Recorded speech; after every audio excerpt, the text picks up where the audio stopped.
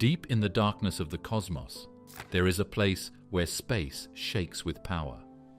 At the heart of a distant galaxy cluster sits a black hole so fierce that it once sent shockwaves through space larger than hundreds of Milky Ways combined. In a universe full of strange wonders, Phoenix A stands out like a volcano in a silent ocean.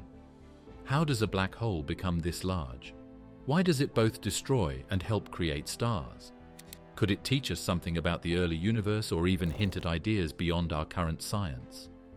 In the bright heart of the Phoenix cluster, the universe may be whispering secrets about how everything began, how it will end, and what lies in the shadows between those 2 points.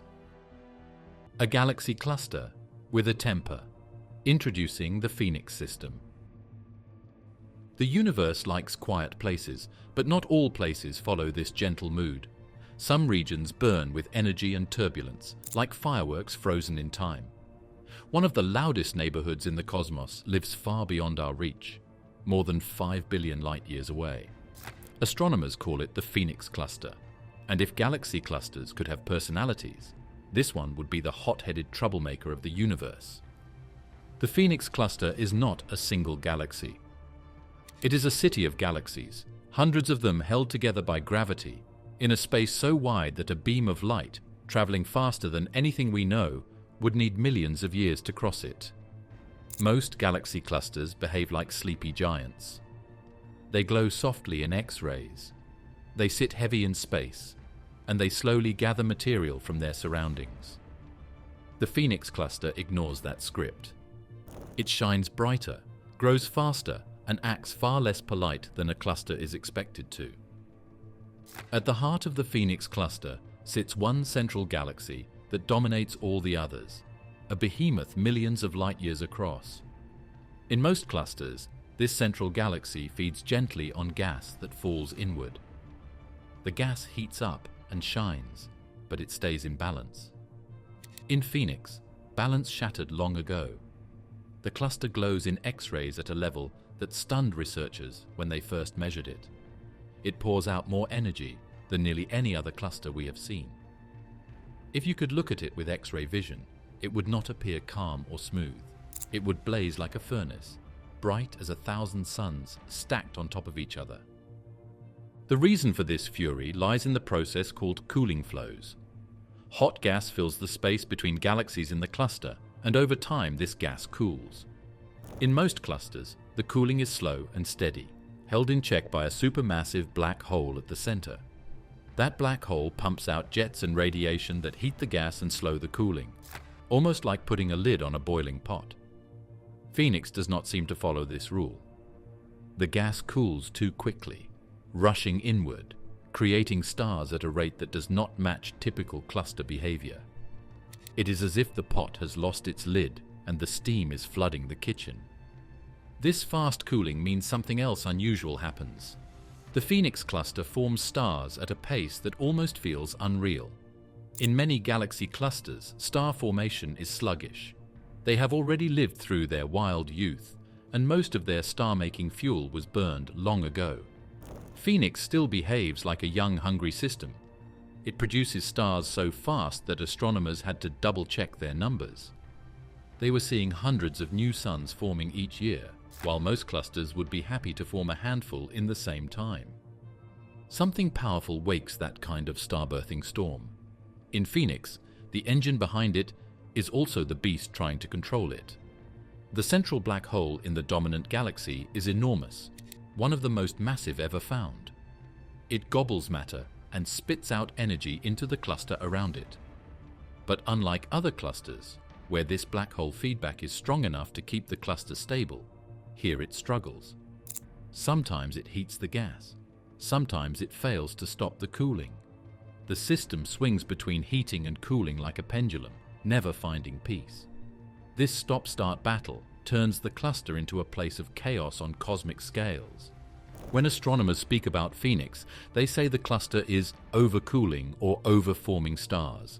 These words are calm, but the picture behind them is wild. Huge clouds of gas race inward. New stars spark into existence by the millions. Radiation floods through the cluster, Jets from the black hole tunnel through space like giant fire hoses. Filaments of coal gas stretch like icy rivers through a sea of glowing plasma. It is a place where nature pushes everything to the edge, as if the volume knob for cosmic activity has been turned all the way up. Even the name Phoenix carries a whisper of drama. The cluster earned it not only because it glows so fiercely, but also because it seems to rise again and again through cycles of destruction and renewal. Gas cools and falls, stars ignite. The black hole awakens and tries to push everything back. Then the cycle restarts. There is something almost myth-like in the pattern, a sense of endless struggle and rebirth on scales too large for our minds to hold easily. For many years, scientists believed that galaxy clusters operated under strict rules. Feedback from the central black hole always kept cooling in check. Star formations stayed slow. Clusters aged quietly. Phoenix showed that nature keeps surprises in deep space. It is not wrong that most clusters behave calmly. It is simply incomplete. There are exceptions, and those exceptions help rewrite the story of how galaxies live and die. To study Phoenix, astronomers use a visual toolkit that stretches across the electromagnetic spectrum. They point X-ray telescopes to catch the glow from hot gas. They use radio telescopes to study jets shooting from the black hole. They look with optical and infrared telescopes to see stars forming in thick clouds of gas and dust. Every wavelength tells a different part of the tale. When all the images line up, they reveal a scene that feels almost alive, like a storm caught in slow motion across billions of years. Standing on Earth, we will never feel the Phoenix cluster's heat or see its violent birthplaces up close. Yet places like this show that the universe is not only quiet and cold, it also has tempers and storms. It changes. If the cosmos were a giant stage, the Phoenix cluster would be the sudden roar in a quiet play, the character who slams a door and shakes the room just when everyone thinks they understand the story. The cosmic furnace. Why the Phoenix cluster shines unlike any other. In the quiet, distant dark of the universe, many objects glow, but few glow like the Phoenix cluster. When astronomers measured its energy, they found levels so high that it forced them to look again and again, checking their tools, checking their math, almost as if the universe had slipped them a trick. But it was no trick. Phoenix really is that bright. It pours out energy like a furnace that has forgotten how to cool down. To understand this brightness, picture the space between the galaxies inside the cluster.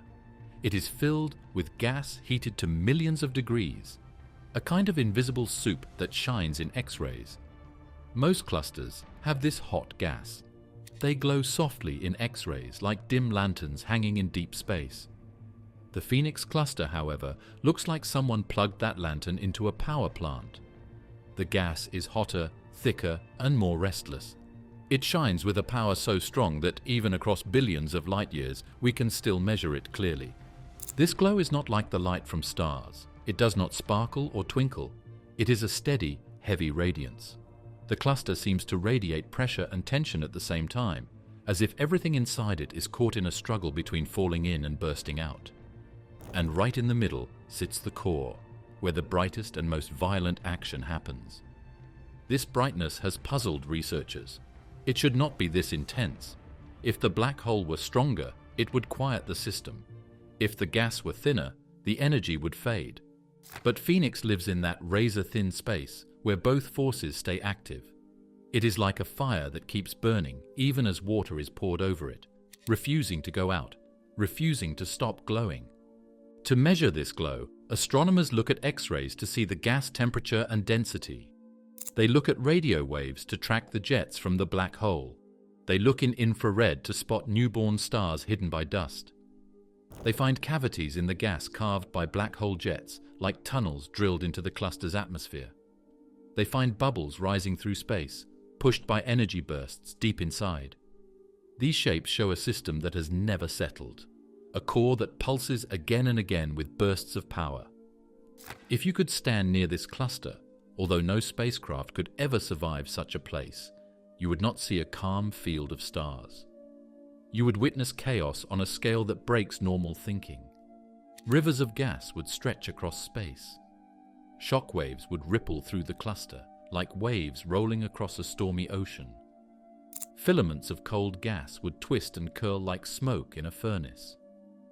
Bright clouds of young stars would burn like embers caught in a wind. And far below it all, the black hole would spin quietly, invisible yet ruling everything. In many clusters, the relationship between cooling gas and black hole heating is precise. It holds steady over billions of years. But here, just a change in timing or strength tipped the scales. Sudden cooling rushed in. New stars formed. The core brightened. The black hole woke and tried to fight back. Still, the balance did not return. Perhaps long ago, something triggered a cascade of events. Maybe a huge wave of gas fell inward. Maybe the black hole had a burst of growth. Whatever the spark was, it led to the system we see today. And because this cluster sits so far away, the light we see now is actually old. We are looking into the past. The extreme glow is a time message telling us how the cluster looked billions of years ago. We do not yet know whether it is calmer now or still raging. When something bends the rules, it forces science to stretch too. Researchers ask questions about how black holes feed, how gas cools, how stars form in dense clusters, and how energy moves across space. Each clue from Phoenix adds a line to this story.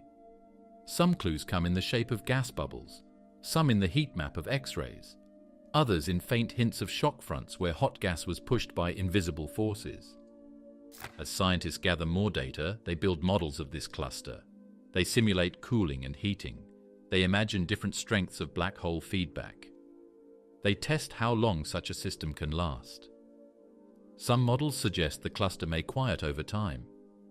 Others hint that this chaotic pattern could continue for billions of years, with flare and silence repeating endlessly. The mystery of the fast cooling core. In simple terms, cooling means the hot gas sheds energy.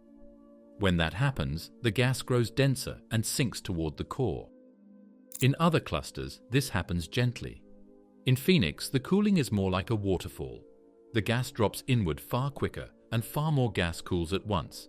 The temperature plummets, the gas piles up, and once it gets dense enough, it becomes the raw material for stars. For years, scientists believed clusters found a balance that stopped this kind of runaway cooling. Then Phoenix appeared. Its core is cooling not just faster than average, but at a rate that once seemed impossible. It is the kind of puzzle that makes researchers rethink their charts and models. Cooling at this scale means Phoenix is pulling in vast amounts of gas, enough to build whole galaxies if left unchecked. Most clusters lose only tiny amounts of heat over long periods. Phoenix drains heat like a crack in a frozen lake, letting water flood down. And instead of slowing, the process appears to continue year after year, decade after decade, pushing the cluster toward a future that feels unstable and fierce. It suggests that deep inside, something failed to hit the brakes. When astronomers measure the gas in Phoenix, they see layers of temperature the way doctors might see layers of bone and muscle on a scan. The hottest gas shines bright in X-rays. The cooler gas starts to glow differently, shifting into forms that infrared telescopes can trace. Hidden dust marks places where gas has grown cold enough to start forming stars. In Phoenix, those layers stack close together. It is as if all the stages of cooling, from blazing hot to cold and ready to collapse, sit side by side, packed tight, moving fast. Cooling at this rate should not happen in a calm system. Something must be feeding it. One idea is that a flood of gas once fell into the cluster from outside. Another thought is that the black hole went quiet for a stretch, letting gas cool unchecked. When it woke again, it was too late. The cascade had begun. Or maybe the cluster simply started with conditions so extreme that the balance between heating and cooling never had a chance. If cooling gas is the rain, then stars are the flowers that bloom afterward. But in Phoenix, the rain is more like a storm. Hundreds of new suns light up every year. Clouds of cold gas stretch through the cluster core like long fingers, drawn inward by gravity, then broken into pieces that collapse into star nurseries. Cooling gas also means movement, and movement leaves marks. Waves and ripples spread across the hot gas, like rings in a pond where someone threw a stone. Cavities carved by black hole jets collapse as cooled gas sinks in. Filaments stretch and tear. In other clusters, astronomers expect to see cooling flows slowed by bursts of energy from the central black hole. They watch jets carve out bubbles that rise like balloons, stirring the gas and stopping cooling before it gets too far. Phoenix still has these jets. It still forms bubbles, but the jets seem unable to keep up. Every time the black hole pushes back, cooling has already raced ahead, building pressure and density again. When we talk about cooling on this scale, we are not talking about small temperature changes. We are talking about gas dropping from tens of millions of degrees to a point where molecules can form. That is as dramatic as going from molten rock to solid ice, except stretched over light years and wrapped in gravity so powerful that whole galaxies bend to its will. Only clusters like Phoenix show this kind of drop at such speed. One of the key mysteries is how long this can last. Will Phoenix eventually calm, its black hole swinging back into full control, heating the gas and slowing the cooling? Or is this cluster locked into a long-term cycle? If the cycle continues, Phoenix may stay bright and turbulent for billions of years, lighting up the universe with bursts of energy and waves of star birth. There is also the question of what happens to all this material. As cooling gas feeds star formation, the central galaxy grows.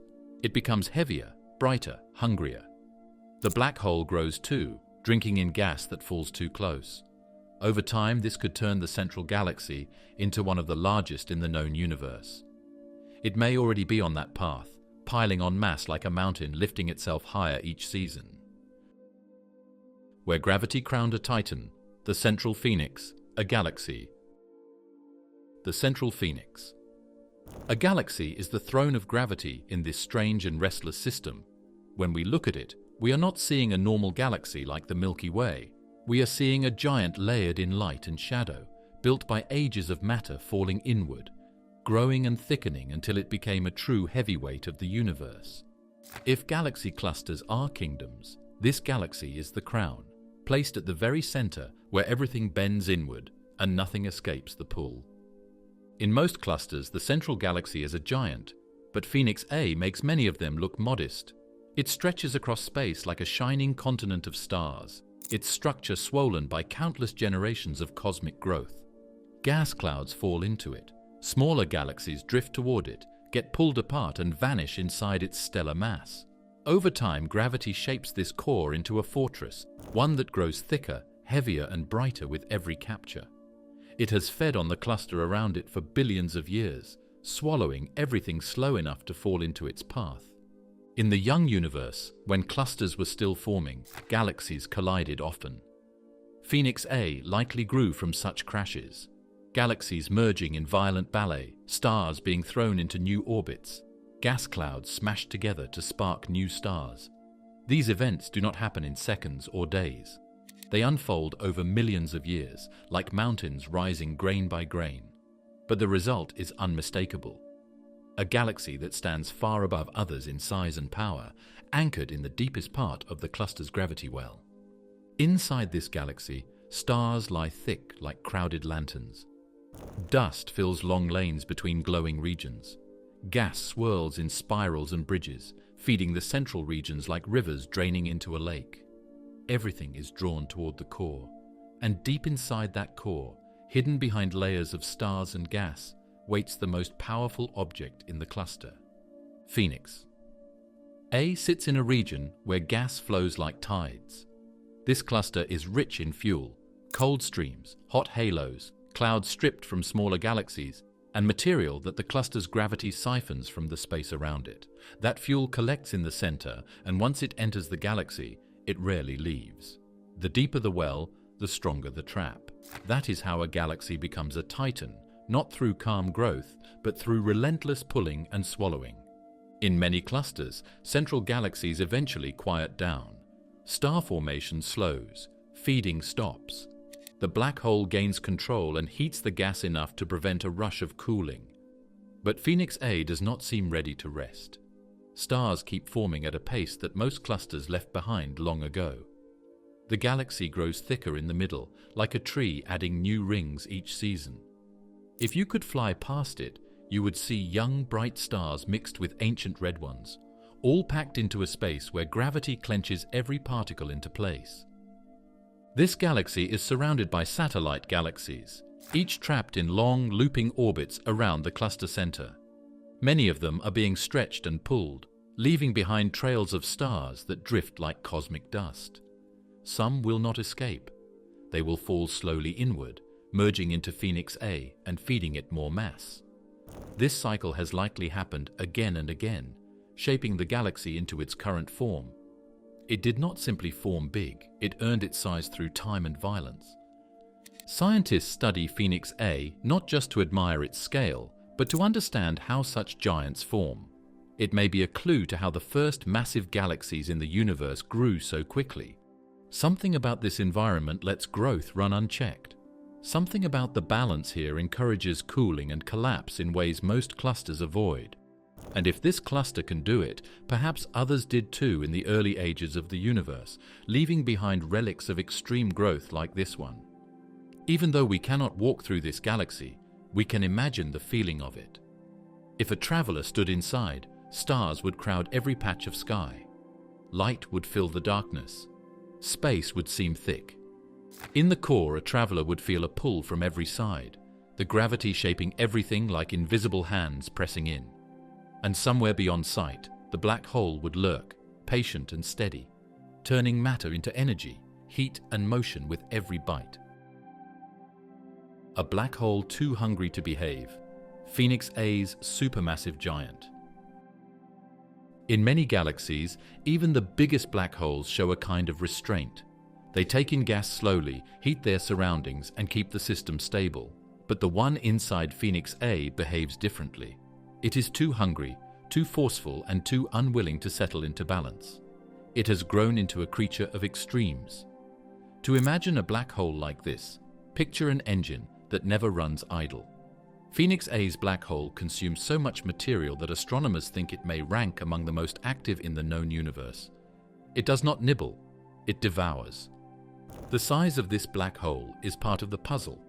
It is not like the one in the center of the Milky Way, which is already considered large by everyday standards. The Milky Way's black hole is heavy, but it is calm. Phoenix's mass reaches into a range that stretches the imagination. It is heavy enough to outweigh entire galaxies of small stars. That weight gives it gravity so intense that anything drawing near is pulled into a death spiral, heated to blistering temperatures, shredded and transformed into energy before disappearing past the point of no return. Around this black hole sits a disk of swirling matter. Gas here churns like water in rapids, rubbing against itself, building heat until it blasts out radiation. This disk may change shape often, bending and twisting as new streams of cooler gas fall inward. When cooling runs ahead inside the cluster, fresh material slides down into the core, feeding the black hole with a steady flow. And when it feeds, jets of energized particles burst outward from near the event horizon, shooting into the cluster like spears of raw power. These jets can stretch for thousands of light years, drilling through the hot gas, carving cavities and stirring the cluster's atmosphere. In most clusters, jets like these are strong enough to slow cooling and keep things in check. In Phoenix, they are powerful, but somehow not powerful enough to stop the river of gas falling inward. For every push the black hole gives, cooling drags more fuel back toward it. With each burst of activity, shockwaves spread through the surrounding gas. Where the waves pass, gas compresses and then expands, stirring star-forming clouds and redistributing heat. Over millions of years, these actions sculpt the cluster into the wild and uneven structure we observe today. The more the black hole feeds, the more its gravity grows. As it grows, its reach extends farther. That means more gas gets caught, more matter falls in. The cycle repeats. In other systems, this loop eventually slows when the black hole heats the gas enough to shut off the supply. Phoenix seems stuck in a version of the loop where cooling races ahead faster than heating. This hunger carries consequences for the galaxy around it.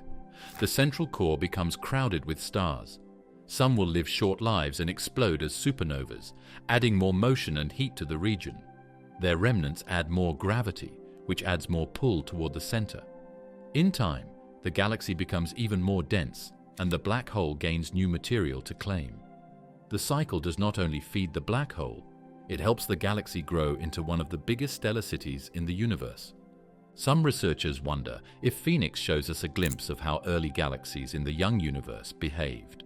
Back then, gas was plentiful, space was packed with matter, and black holes may have grown fast.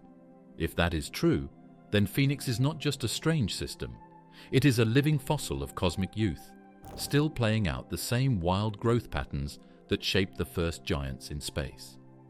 Studying it is like finding a creature from a forgotten age that somehow survived and still roams the modern world. But even fossils change. The black hole blows bubbles into the cluster, and the bubbles rise like balloons through the hot atmosphere. Behind each bubble lies a wake of disturbed gas. These pockets become cradles for new stars. So the black hole, in its hunger, does not just destroy, it also helps create. Each outburst shapes the future of the cluster, stirring the ingredients of star formation even as it tries to stop the cooling flow. If one could drift near this black hole, which no ship could ever survive, space would seem to twist and stretch. Light would curve in strange shapes. Time would slow near the event horizon. Radiation would blast through the void, brighter than stars at close range. It would be like floating near a whirlpool that has no surface, only invisible pull and endless heat. And behind that pull, hidden from sight, would be silence. No light escapes, no information returns. Yet its influence spreads through the cluster like an invisible hand pressing against the entire system. This black hole is not a quiet watcher. It is a force that demands attention, not only from the cluster, but from those who study it across billions of light years. Phoenix A's black hole burns, feeds, pushes, pulls, and reshapes, driven by hunger that seems endless. It stands at the center of a cluster that glows brighter, cools faster, and grows wilder than almost any other place we have seen, and every pulse of its energy tells us that this story is far from finished. Eruption without fire. What the most powerful explosion actually means. Astronomers sometimes call the event tied to the Phoenix system the most powerful explosion seen since the Big Bang, and that phrase can sound wild. It brings to mind fireballs filling the sky, mountains ripped apart, or shockwaves tearing across land. But space plays by different rules. Here, this kind of blast does not come from heat and flames, but from a silent flood of energy thrown out by a supermassive black hole that has pushed its environment far beyond normal behavior. When the central black hole in Phoenix A pulled in too much matter and then powered up, the space around it became a pressure cooker. Matter falling inward did not simply vanish. Some of it heated up to incredible levels and shot outward as powerful jets. These jets were not thin beams like a laser pointer. They were giant streams of energy and charged particles, wide enough to swallow galaxies and long enough to stretch for hundreds of thousands of light years.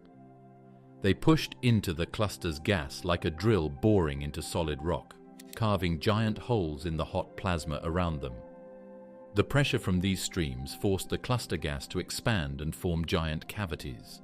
The jets cleared out huge bubbles in the cluster's gas, each one big enough to hold entire groups of galaxies. These cavities did not glow with light, but instead showed up as dark voids when scientists studied the cluster with space telescopes that sense X-rays and radio waves. They revealed the black hole's raw power, not through fire, but through absence, like footprints left by a giant passing through a field. This event was so strong that it pushed energy into the cluster equal to many billions of supernovas. A single supernova can light up a galaxy for weeks, yet here we are talking about energy that makes supernovas look small and quiet by comparison. The burst did not last seconds or minutes. It continued over tens of millions of years, slowly and steadily sending pressure outward. In cosmic time, this was not a sudden blow, but a deep breath held for ages and then released. The shockwaves spread like ripples in a pond, only the pond was the size of a galaxy cluster, and the ripple carried more raw force than anything the universe has seen since its first moments. Observers saw signs of these waves in the gas around the cluster. There were rings and edges, which told a story of gas being pushed and compressed, heated again and again by the energy spreading outward. If you could float inside that cluster during the event, you would not see fire. You would see light flicker and bend. You would feel nothing in your body, but the space around you would be stirred and stretched by invisible tides of power, moving as quiet as deep ocean currents, but with the strength to reshape galaxies. The force of the event stopped material from cooling near the black hole, but not enough to calm the entire system. So the blast was huge, yet still not enough to bring order. That makes this case rare. It hints that the black hole went through cycles of eating and erupting, each one stronger than the last, as if two forces wrestled in the dark, gravity pulling in, energy pushing out. Scientists studying the cavities in the Phoenix cluster compared them to those seen in other systems and found them far larger and deeper. These rooms carved in the hot gas could hold hundreds of Milky Way-sized galaxies, yet they were born from something the size of our solar system. That scale difference makes the event feel unreal. On Earth, explosions end quickly and blast apart solid things.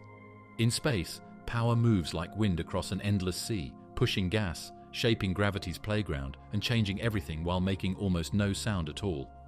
One striking detail is how the energy spread through the cluster. It did not move in a single straight line, but fanned outward and wrapped around structures like slow steam, drifting through large halls. Telescopes pick up patterns in temperature, density, and brightness that show this spreading. Each clue helps tell the story of motion in a place where nothing looks like motion we know. There are no flames licking the edges, no sparks flying. Instead, there is slow swelling, gentle arcs and glowing ripples. You could stare at the cluster for 1,000 years and never see it change with your own eyes. But the data paints a picture of quiet violence unfolding over spans longer than all of human history. Space can explode without sound, without smoke, without anything we would normally call a blast. It can release energy in shapes and scales that stretch the mind. And as strange as it seems, this giant event is still a mystery in many ways. Scientists do not yet know how the black hole built up so much pressure. They do not fully know why it released so much at once, or how often such bursts happen in the life of the Phoenix cluster. Some think this may be a repeating process, only one that beats once every hundreds of millions of years. Others think this might be a short-lived stage, a rare flare-up in a long and quiet life. As researchers continue to study the Phoenix cluster, they gather more clues. Each new piece shows more signs of stirring gas, rising heat and movement that hides behind the stillness of deep space. It leaves us with a picture of a giant system caught in a struggle between calm and chaos. And while we can describe it, measure it, and trace its effects, there is still something almost dreamlike about such an event. The paradox of growth and feedback. Why Phoenix A isn't supposed to happen. In galaxies across the universe, a simple rule appears again and again. When a black hole grows too large and too loud, it shuts down the very supply of gas that feeds it. Its energy heats the surroundings, blows material outward, and stops fresh gas from falling inward. It is like watching a fire grow until it burns through the fuel pile and leaves nothing to keep it going. This balance is supposed to keep galaxies from growing forever. It is one of the main ideas used to explain why big galaxies stop forming stars and become quiet, empty giants. But Phoenix A breaks the cycle. It is a place where the fire is roaring but the fuel keeps dropping in from above. Scientists once believed this balance between growth and feedback was simple. Black hole grows, gas heats, star formation stops. Yet Phoenix suggests that balance can take many forms. It might not be a single loop, but a dance of competing forces, sometimes pushing, sometimes yielding. Instead of one clean, self-regulating system, there may be many flavors, shaped by time, space, and the history of the cluster. Phoenix A hints at a deeper truth. Cosmic rules may be more flexible than we thought. One idea is that the timing here is unusual. Maybe the black hole only recently woke up in a strong burst of feeding. Before this burst, the galaxy might have had long periods of quiet cooling, letting gas gather and build up. When the black hole finally began feeding again, the supply was so large that even powerful energy blasts could not stop it all. Like a dam breaking after years of pressure, gas pours in faster than the outflow can push back. Another idea looks at the shape and direction of the black hole's energy release. If the outflow is not spread evenly, but flows along narrow paths, it may leave pockets of gas untouched. These pockets could cool and fall inward while other regions remain heated. Imagine a lawn sprinkler that spins too fast. Some blades of grass get soaked while others stay dry. Phoenix may be a place where cooling forms in the dry patches of space. The feedback exists, but it does not cover every angle. A third idea explores the role of the cluster environment itself. The Phoenix cluster is enormous, with a deep well of gravity holding everything together. That gravity may be so strong that even powerful bursts from the black hole cannot fully push gas away. The gas falls back in, again and again, pulled inward faster than the energy can scatter it. It turns the normal feedback cycle into a tug-of-war that the cluster's gravity keeps winning. In this picture, Phoenix is not breaking feedback. It is overpowering it. Whatever the cause, the result is a system that grows when it should rest. A black hole that keeps eating when it should starve. A cluster where heat and cooling are not enemies, but uneasy partners. The rules seem to twist here, as though the universe decided to experiment. Astronomers adjust models and run simulations, trying to recreate this rare balance. They add turbulence, magnetic flows and bursts of feedback that change over time. They tune the cluster's mass and gas profile. They run scenarios where jets flicker instead of being steady, and still the system remains stubborn. Phoenix stays difficult to explain in full. It sits in a small group of cosmic objects that force us to doubt simple answers. This paradox may help explain why some ancient galaxies in the early universe grew so massive so quickly. If systems like Phoenix were more common long ago, when the universe was young and full of dense gas, then rapid growth could happen in many places. Feedback might not have been uniform or strong enough yet to shut things down. Yet even with this possibility, Phoenix remains rare. We do not see many clusters like it. That means something special is happening. Something that only forms under precise conditions. It may require a certain black hole mass, a certain gas temperature, a certain cluster shape, or even a specific timing in cosmic history. It could be like seeing a rare weather event on Earth, the right winds, the right pressure, the right heat, all lining up in a moment that might not return for millions of years. And the black hole itself adds a final twist. It is not only feeding, it is shaping the future of the cluster. By letting cooling continue, it encourages star birth, building the galaxy even more. More stars mean more gravity, more matter, more weight at the center. That in turn may bring even more gas inward. The system becomes a loop that feeds on itself. Instead of a stable regulator, it becomes a runaway engine, racing until some future event finally slows it down. Black hole diet gone wild. How do you feed something this big? In space, feeding a black hole is usually a slow and careful process. Gas drifts inward over long stretches of time, pushed by gravity and guided by gentle flows. But the black hole of Phoenix A does not nibble. To fuel such a giant, nature must arrange a steady supply line that can survive heat, shock, and violent motion. How do you feed a monster in the middle of a storm? In most galaxy clusters, cold gas is rare, forming only in small pockets or thin streams. But in Phoenix, there are giant clouds of cold gas that thread through the hotter atmosphere, holding together against heat that should tear them apart. As they sink inward, they cool even faster, thickening into dense clumps. Some of these clouds may be as large as entire galaxies. They fall, not smoothly, but like chunks of ice dropping into a furnace. Why does the gas cool at all? Energy injections from Phoenix come in giant eruptions, not in a steady breeze. When the black hole fires, it does so with explosive force. When it rests almost fully. This rhythm may let cold pockets form during quiet phases, giving them time to thicken and fall inward.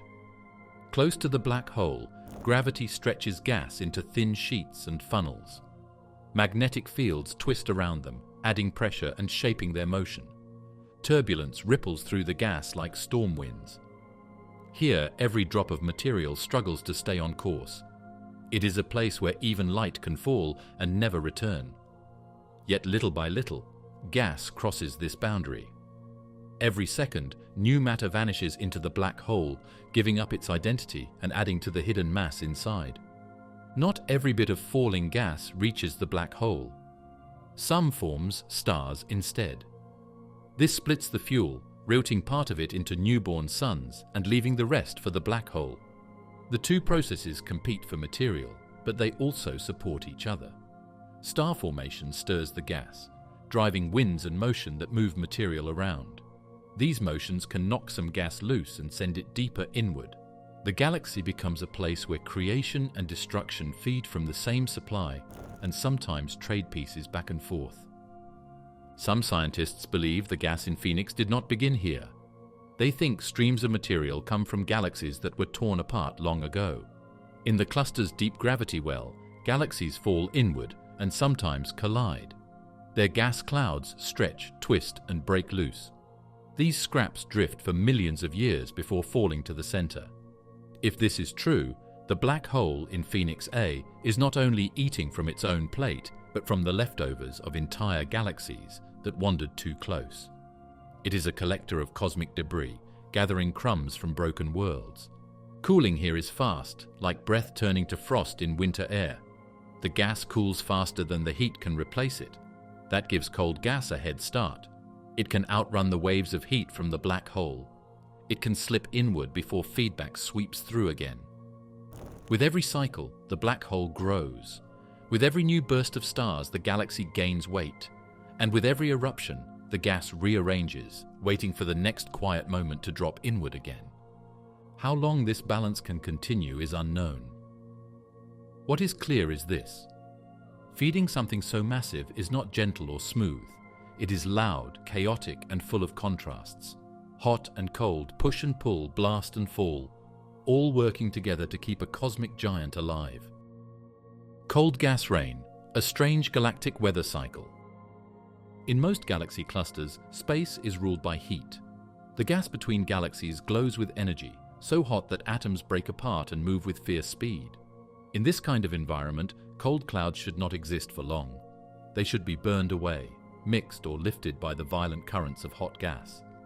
Yet in the Phoenix cluster, cold gas gathers, thickens and falls inward like rain sliding down the inside of a storm cloud. It is a weather pattern unlike almost anything else we have seen in the universe, a mix of fire and frost locked in a strange balance. To picture it, imagine looking down at a thunderstorm on Earth. Warm air rises, cool air sinks, clouds grow and release rain. Now blow that scene up to a scale of millions of light years. Replace water with gas colder than the frozen reaches of space and replace sunlight with X-ray fire. The clouds floating in this place are shaped by gravity, pressure, and shock waves instead of wind and humidity. They drift silently, but their motion is just as dramatic as lightning lighting up a night sky. They move through a boiling background that should destroy them, yet somehow they survive and fall deeper into the cluster's heart. The cold clouds begin far from the black hole, with the cold sweeping through thick pockets of gas which condenses. These pockets turn into clumps, then into full clouds of cold material. Some are small, like planets in size. Others could swallow solar systems. Together they form a network, a hidden map of cold streams tracing paths inward. This cosmic rain does not fall smoothly. It tumbles, pulled unevenly by gravity and pushed by turbulence. The clouds twist and spin as they move. Some collide and merge, others break apart and scatter, only to gather again downstream. As they drop closer to the center, they pick up speed. They stretch into long filaments. They glow faintly, not from heat, but from the small amount of light trapped inside them.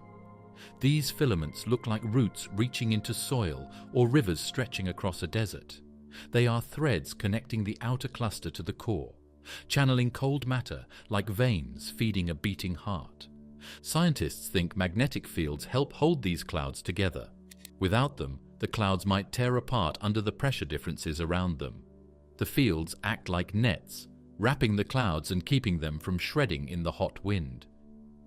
They give the clouds strength that does not come from temperature or mass alone. Even in a furnace, structure can survive if the right forces catch it at the right time. In this sense, the weather inside Phoenix is shaped not only by heat and gravity, but by invisible magnetic webs layered through space. The rare nature of this process makes it even more interesting. Most galaxy clusters show signs of cooling, but only a few show cooling strong enough to create real cold clouds.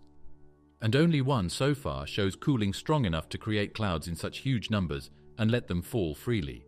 In many systems, the black hole reacts quickly enough to stop this sort of rainfall before it begins. But Phoenix lets the cycle run. It is as if the cluster hit a timing sweet spot, with cooling racing ahead of heating for long enough to shape a new pattern. Instead of a universe where heat rules without question, Phoenix shows a pocket where cold gas can rebel. Some of these falling clouds never reach the black hole. They collide with other clouds or break apart into smaller pieces, and those pieces collapse into new stars. It turns the falling rain into seeds of light, forming bright young suns in the shadow of a black hole. This makes the galaxy brighter, richer, and more active. It fills the sky around the core with star nurseries. The clouds that do make it all the way inward help the black hole grow, creating a feedback cycle that strengthens both starbirth and feeding. Rain falls, stars rise, and the engine in the middle roars louder. When astronomers map this rain, they see shapes that resemble long branches, threads, or tendrils. Some look like smoke trails curling through a bright flame. Others form arcs and spirals, almost like frost patterns on a window during winter. These structures tell a story of motion, pressure, and collapse over millions of years. They are frozen records of a storm too slow for human eyes to watch unfold in real time. To understand them, scientists compare what they see to models and simulations. They tweak variables and rerun the story again and again, trying to match the strange shapes nature created here. One of the most surprising things is how stable the system seems. While the environment is violent, the cold clouds keep forming and keep falling. They do not vanish after one cycle. They appear again and again like seasonal weather patterns. Yet the seasons here stretch across ages older than human civilization. A single cycle might take tens of millions of years. We stand on Earth watching for a moment, knowing the storm we see today began before our planet formed its first trees and will continue long after our cities crumble. It is tempting to think of Phoenix as a cosmic fountain, not spraying water but exchanging heat and cold in a repeating loop. The black hole blasts warmth, the cluster cools, clouds form, clouds fall, and the cycle resets. Like rainfall feeding rivers that carve valleys, this process shapes the cluster's future. Over time, it may change the galaxy's shape, its star population, and the size of its central black hole. It could build a structure unlike almost any other cluster in the universe, one molded by a constant dance between fire and falling ice. If we could watch the clouds fall up close, it might feel like watching snowflakes drift past lava flows. Fragile yet stubborn, small pieces of cold carving their way into a furnace. And there, in the middle, a silent force waiting. The black hole exerts its pull without sound or touch, yet nothing escapes its reach. The rain falls not for beauty, not for life, but because gravity demands it. And that simple rule, repeated over unimaginable distances, creates something complex and rare, a storm in the depths of space shaped by pressures and forces we barely understand. As we study Phoenix, we learn that weather does not only belong to planets and skies. It belongs to galaxy clusters too, just stretched across scales so vast it becomes hard to imagine. Here, the rain is gas. The clouds are cosmic. The storm lasts longer than the history of human thought. Yet the idea remains familiar. Cold falls, heat rises, patterns form. Even in the most extreme corners of the universe, nature writes poetry in flow and motion, and the Phoenix Cluster gives us a verse written in icy clouds drifting through fire. Clues in X-rays and radio waves, uncovering invisible violence. To understand a place like the Phoenix Cluster, normal light is not enough. If we only looked with our eyes, even with the biggest mirrors on Earth, we would see a soft glow and a few galaxies huddled together in the distance. It would look peaceful, quiet, almost sleepy. But peace is a lie here. The real story hides in wavelengths the human eye cannot touch. This cluster speaks in X-rays and radio waves, and scientists have learned to listen. When they tune in, the calm picture falls apart. They see heat and motion far beyond anything our sun could dream of producing. They see marks from eruptions that stretch across hundreds of thousands of light years. They see violence that space has kept hidden in plain sight. X-rays are the light of fevered places. They come from gas so hot it glows like white fire, not with flames, but with raw heat. In the Phoenix Cluster, this gas fills the space between galaxies like a bright fog. Some clusters have gentle X-ray halos, faint and spread thin, but Phoenix roars. Its X-ray light tells a story of pressure and shock.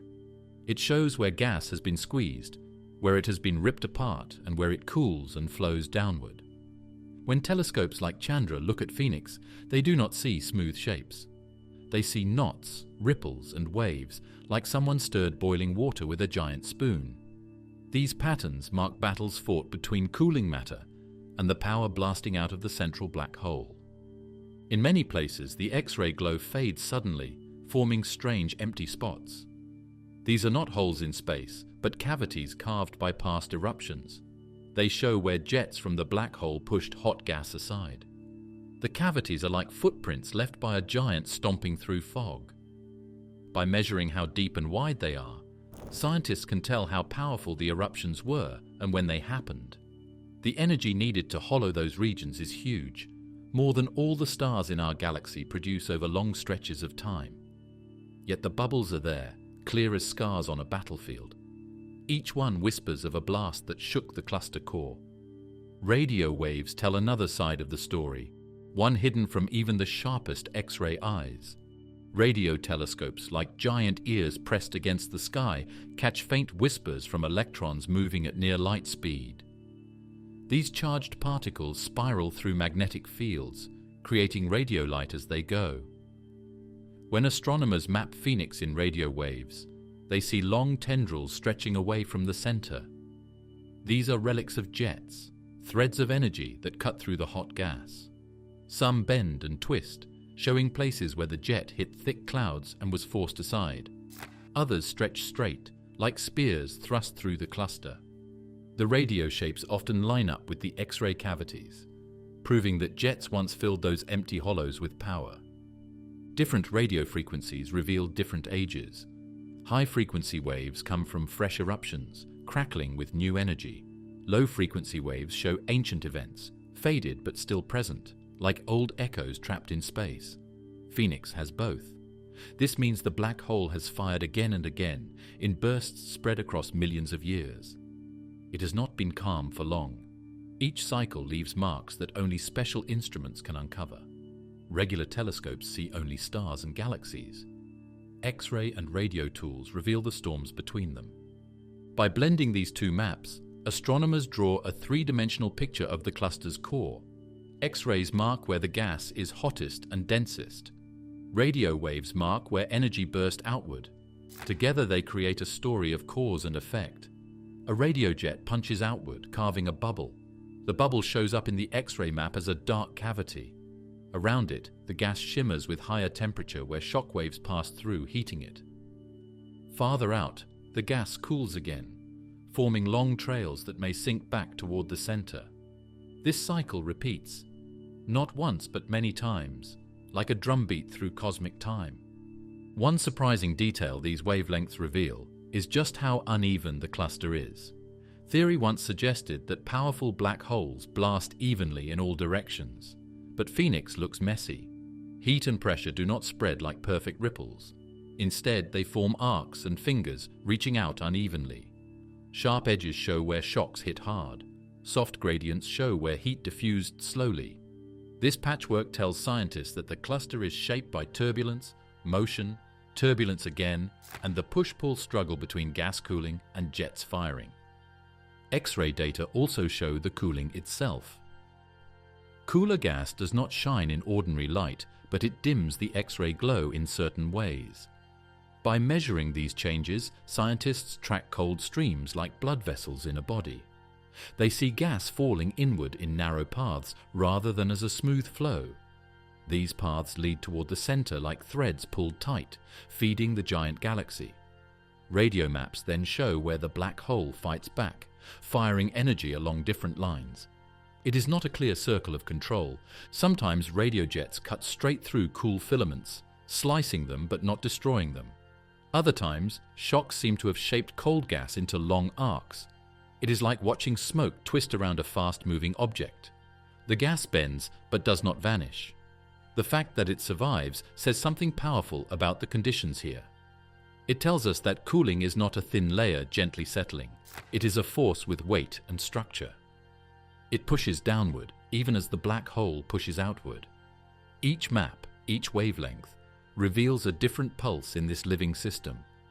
These invisible signals also give clues about timing. X-ray cooling appears to run almost constantly. Radio jets come in bursts.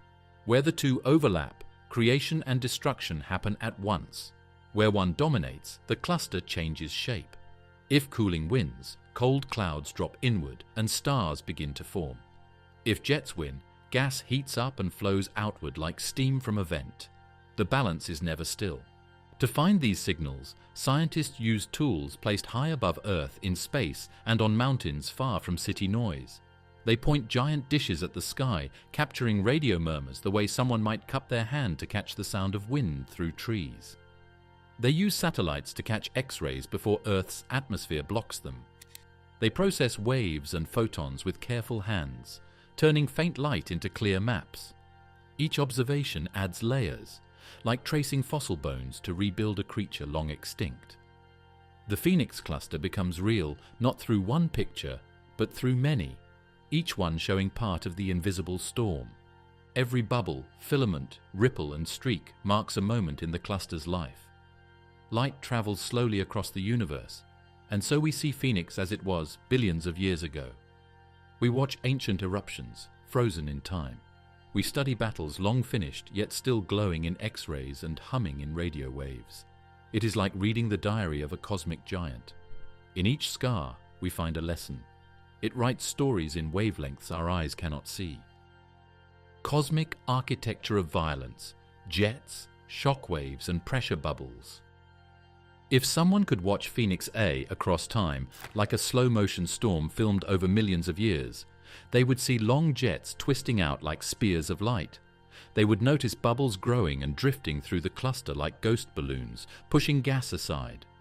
They would see shockwaves rippling out like ripples from a stone hitting a pond.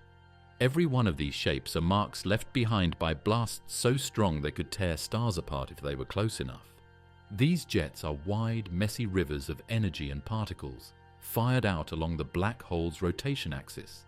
They stretch for hundreds of thousands of light years, carving lines through the cluster like deep scars. They punch through gas clouds, heating them, stirring them, and sometimes tearing them apart. Yet even while they shake the cluster, they also shape it. The jets turn the hot gas around them into something more active and uneven. They push matter outward, then leave hollow places behind. When the jets turn off or weaken for a time, the pushed gas drifts and falls again. The bubbles are stranger still. They are not bubbles like soap in water. They are giant pockets of space where the normal hot gas has been shoved aside. The black hole's outbursts blow them out like balloons, filling them with plasma and magnetic fields. They rise through the cluster the way air bubbles rise in boiling soup. As they move, they drag some gas along, stir other gas, and create trails behind them. Scientists call them cavities, but that word feels too soft for something this large and forceful. Each bubble tells how big the eruption was that made it and how long ago it happened. They act like fossil rings in a tree trunk, except here the tree is a galaxy and the rings are built from pain. Then there are shockwaves. These are waves of pressure rolling outward, the result of sudden energy bursts from the black hole. When they move through the gas, they heat it, squeeze it, and sometimes change its motion. In pictures, these waves look like faint circles or arcs in the cluster. They hint that something once roared at the center, shaking everything around it. Some arcs are sharper, meaning the blast was strong and recent. Others are faint and far away, marks from ancient outbursts long faded.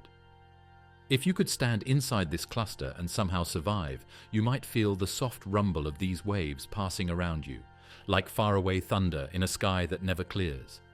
In this place, the shape of violence matters. The jets point one way at one time, then shift at another. It is like a fire hose held by someone tired, swinging slightly as bursts change pace. This shifting direction means that gas does not get cleared in one single line. Instead, it gets stirred in many places across the cluster center. No single path is carved clean. That may be part of why cooling continues. The bubbles too drift and tilt. They do not rise straight up.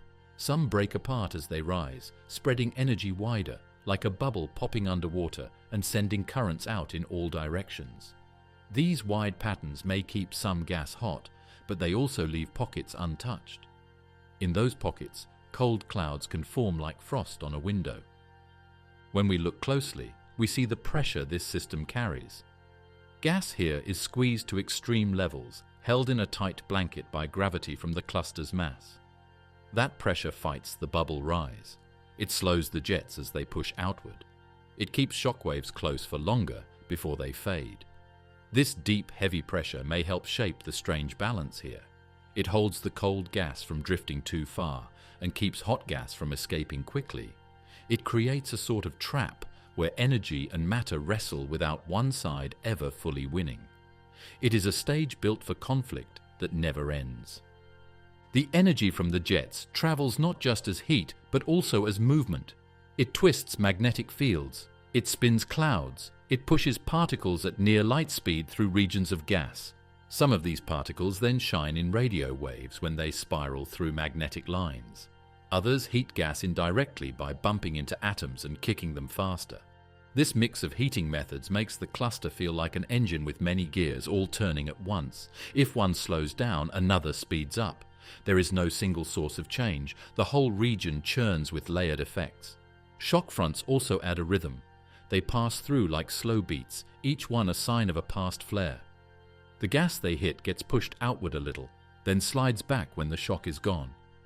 This motion can squeeze some gas clouds tighter, helping them cool faster. So even the violence meant to stop cooling sometimes gives cooling a boost. It is like a hammer that cracks rock, but also pushes dust into tiny corners where water might gather and freeze. Some of the jets seem older, faint, stretched. Others are bright and tight, meaning more recent power. These layers are stacked through time, like pages in a long book written by fire. If one could rewind them, it would look like the galaxy breathing in bursts. The jets would shorten, bubbles would shrink back to the center, shock fronts would reverse and fade. Then the center would glow as gas fell inward again. And then another outburst. That stubborn survival is what makes Phoenix so rare. Jets that should tear apart clouds instead sometimes only scatter them. Shock waves that should warm gas enough to stop cooling instead only slow it down. Pressure that should crush clouds sometimes keeps them together long enough to fall inward. Each feature of this violent architecture participates in a strange dance where force does not always produce the expected result. Watching this scene feels like watching a forge. Fire and steam, sparks and metal, yet something is being made, not just burned. The jets are like torch flames. The bubbles act like hammer swings. The shock waves ring like echoes in a giant workshop. And in the middle sits the black hole, not a silent monster, but more like a furnace that cannot be turned off, always hungry, always shaping and reshaping the matter around it. Dust and ice is in hell, cold matter in the hottest cluster core. Cold dust grains float in space like tiny seeds, each smaller than a grain of sand. They help form stars by giving gas something to cling to. In most galaxy clusters, dust cannot survive near the center. Heat strips molecules apart, radiation tears chemicals into single atoms, and shockwaves from jets shake everything until only plasma survives. But Phoenix A does not follow that script. Observations in the infrared show dust glowing faintly. Radio observations find signs of molecules like carbon monoxide. These pieces of evidence reveal that cold gas is not just falling in from far away. It is forming and living inside this violent core. Scientists think the cold matter may hide inside thicker clouds, wrapped by magnetic fields like blankets. These clouds might act as little islands, holding cold gas away from the hot ocean around them.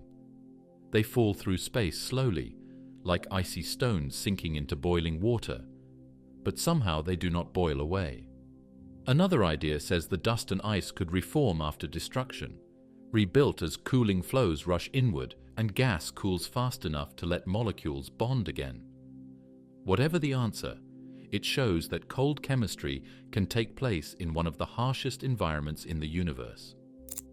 Inside these clouds, light moves differently.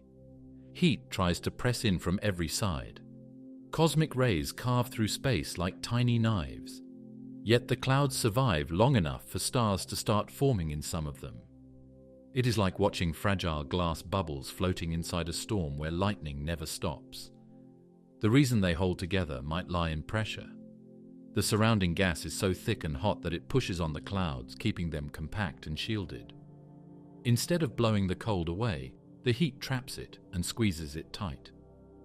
As these clouds drift inward, they break into smaller pieces. Some fall toward the black hole, disappearing into its dark grip.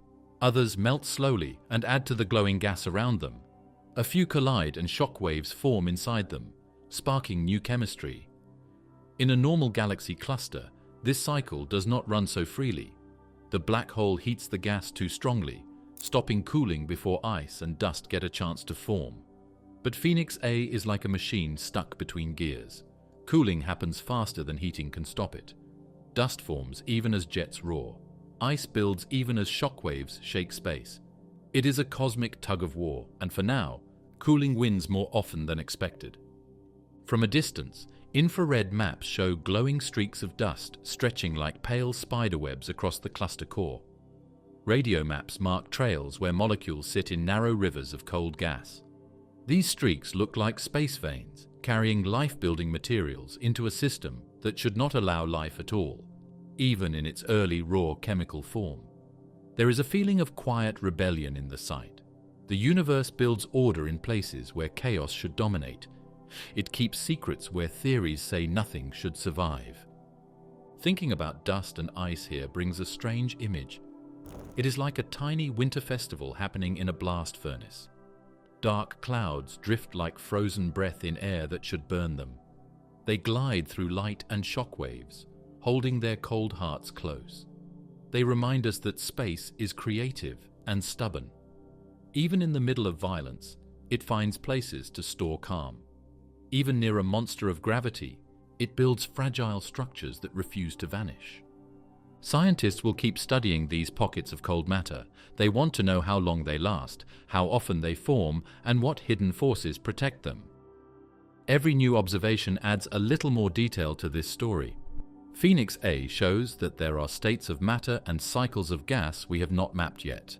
It urges us to look more closely and ask better questions. In the long glow of its center, dust and ice drift quietly, waiting for us to understand how they can exist where nothing cold should live. The case for runaway black hole growth. There is a thought that drifts through the minds of some astronomers when they look at Phoenix A. What if this black hole is in a runaway state, a stage where growth feeds more growth and control slips away? Phoenix A feels like a scale tipping too far. It looks like a system that has lost its steady hand. Runaway growth is a simple idea. If a black hole eats faster, it grows. If it grows, its pull gets stronger. If its pull gets stronger, more gas falls in, feeding it even more. This loop can turn slow feeding into a feast. In normal clusters, this loop breaks, but here the feedback might lag behind. Cooling gas keeps forming faster than feedback can stop it, and the hole keeps dining. When astronomers talk about this cluster, they sometimes say things like self-regulation failure or feedback delay. Those are calm words for a dramatic process. Imagine a furnace that tries to shut itself off when it gets too hot, but the thermostat reacts too slowly. The fire races ahead, warmth pours out, and the safety system scrambles to catch up. Phoenix A feels like that furnace. Cooling gas collapses inward in large amounts. Cold clouds fall like rain. Stars form in heavy bursts. And the black hole swells by swallowing fuel at a pace that belongs to the early universe, not to our quiet cosmic age. Astronomers have seen hints of similar behavior in young galaxies billions of years ago, when black holes were first growing into giants. Back then, the universe was busy and messy. Clouds crashed, gas flowed in rivers, stars burned fast and died young. It was a time of wild building, and runaway black holes were part of that world. For one to show up now, in a universe that has slowed down and cooled, is like finding a volcano suddenly roaring to life in the middle of a peaceful garden. It does not match the scene. Phoenix A's black hole already weighs more than the one in our Milky Way by a huge margin. Some early estimates suggested it might be one of the most massive in the known universe. And giants rarely grow like newborns. If this one is still speeding up, it changes how we think about the life cycle of black holes. The question turns from how did it get so big to is it still climbing and how far will it go? If runaway feeding is real here, there must be reasons why it can happen. Scientists study the gas around the black hole to see if this runaway idea fits. They look at the speed of gas near the center. They map the temperature of plasma in large arcs. They watch for where the gas flows smoothly and where it tumbles like rapids. In Phoenix A, there are signs of large inflows, streams falling inward that look too steady and heavy for a system in perfect balance. There are giant filaments of cold gas stretching like roots toward the core. They do not look like leftovers. They look like active feeding lines. It is hard to say whether the runaway process is still speeding up. We cannot watch a black hole change in real time, not at this slow and giant scale. But we can look at clues. If the jets grow stronger over time, if the bubbles swell in newer layers, if star formation slows down in the coming millions of years, it may show the system stabilizing. If instead the star birth stays high and cooling flows remain strong and the black hole keeps filling its belly, the runaway picture becomes more real. In some way, this cluster feels like a movie paused halfway through a dramatic scene. We do not know if the hero saves the village or if the storm wins. We are catching the story mid-chapter, with forces pushing against each other in a tight struggle. A runaway black hole hints at a universe that still has surprises, where growth does not always quiet down, and rules do not always guarantee stability. Picture the center of Phoenix A like a deep ocean whirlpool. Gas spins around, pulled inward. Some parts fall, some parts are heated and thrown outward, but not enough to stop the turning. The whirlpool grows stronger as it feeds. This spinning and sinking does not feel chaotic. It has structure, like a natural pattern trying to complete itself. But the outward forces that normally flatten the wave are weaker here. The hole grows heavier, the pull deepens, and the cycle loops onward. Runaway growth might not last forever. Even a system this wild must face limits. There could come a point where so much energy piles up that a huge outburst follows, clearing gas and pausing the cycle. That kind of event would not be gentle. It could send shockwaves across the cluster, lighting up space in powerful bursts. It would quiet starbirth and starve the black hole for a while. But for now, there is no sign that such a purge has begun. The center remains rich in cold gas, like a feast table that never empties. The idea of a runaway black hole is not frightening in a movie sense. It wouldn't swallow the universe, but it does shake our sense of cosmic order. We like to think nature reaches balance. We tell ourselves that systems find calm over long timescales. Phoenix A shows that chaos can still take hold, even after billions of years. To understand this cluster, astronomers will watch the cluster breathe and try to hear if its rhythm is speeding up or slowing down. The story so far leans toward a picture of a black hole that is not done growing, not done pulling, not done shaping the space around it in a way that bends our models. The quiet possibility of runaway growth lingers like the hum of distant machinery. Phoenix A, with its deep core and hungry heart, shows us a place where the old balance may have slipped. Whether it is slowing or accelerating, we stand here watching, waiting to learn what happens when a giant refuses to rest. Seeds that shouldn't exist. Did Phoenix begin as a direct collapse black hole? There is a strange question tucked deep in the science around Phoenix A. How did this black hole begin? Its current size is already staggering, and its behavior feels like something from a younger universe. So some thinkers dare to wonder if its birth was special too, something outside the usual chain of star death and slow growth. They ask if Phoenix A might not have started as a small seed at all, but instead began as a giant seed from the very start.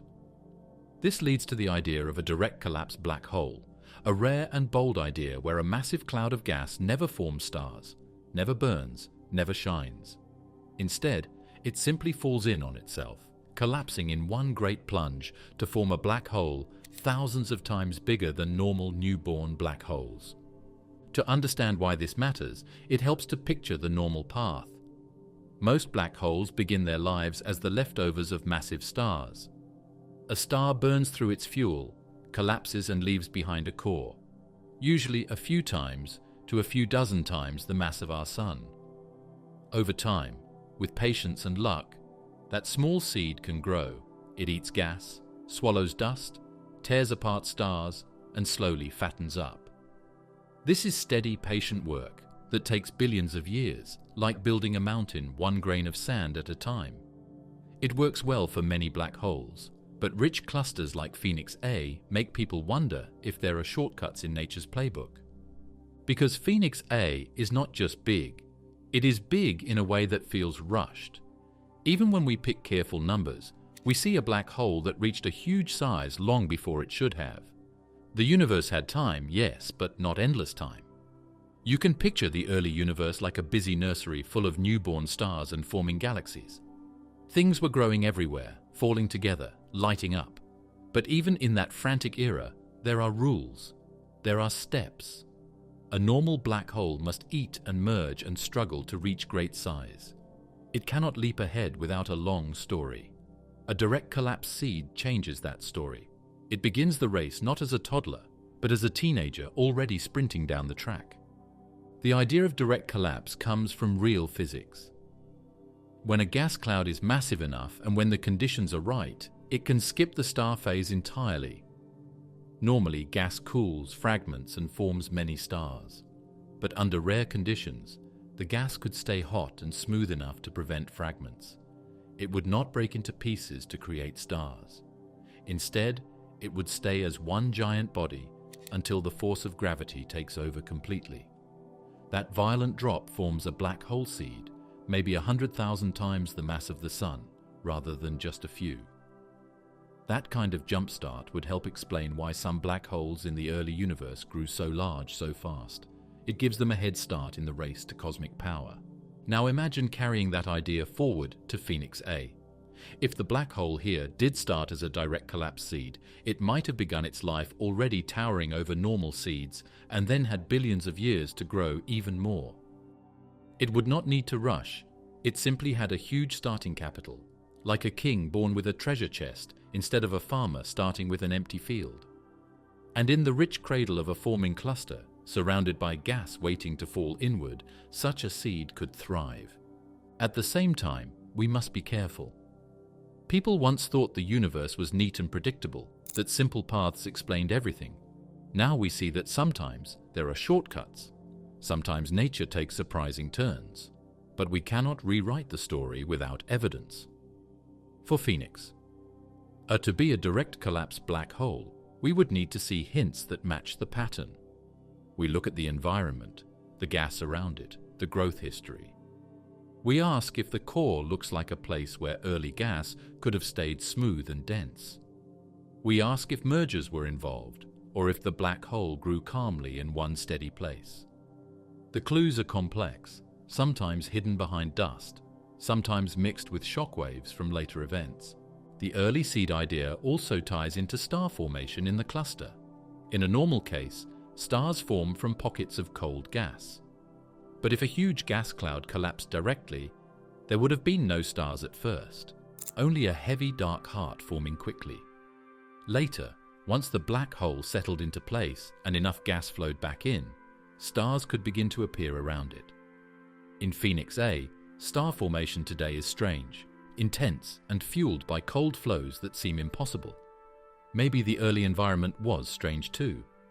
Maybe this cluster was built differently from the ground up. We can also think of competition. In many galaxies, early stars explode, stirring gas and slowing collapse.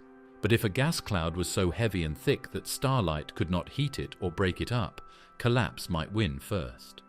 The black hole would form before stars could interfere.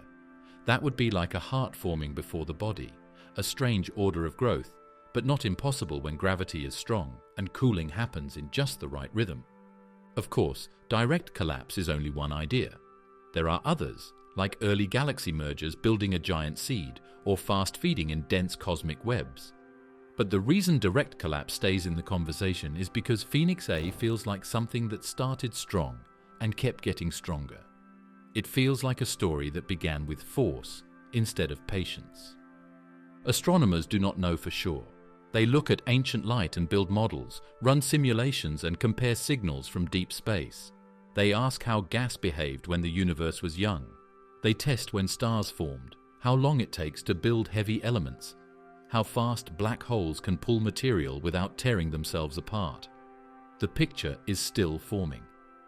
When we think of direct collapse seeds, we touch the idea that the universe has more than one path to giants. It means nature can skip steps. It means some things do not start small and climb slowly, but instead leap ahead in silence, hidden by early chaos. Phoenix A might be a survivor from such a path, a relic of an early time when gas clouds were huge, smooth, and ready to fall straight into darkness. If that is true, then we are looking not just at a black hole, but at a fossil from a rare branch of cosmic birth, a path where gravity did not wait for stars to try first. If direct collapse seeds exist here, they might exist elsewhere.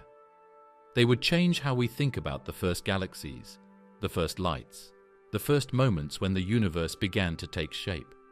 They would tell us that darkness sometimes formed before light. They would tell us that power sometimes comes first, not as a reward, but as a beginning. If not collapse, then what? Exotic paths to monster black holes. If the black hole in Phoenix A did not begin as a giant seed, then how do you build such a monster from the regular building blocks of the universe? The moment we take direct collapse off the table, the story becomes even more tangled. We are left with a picture of a young universe full of stars and gas, crashing clouds and raw gravity.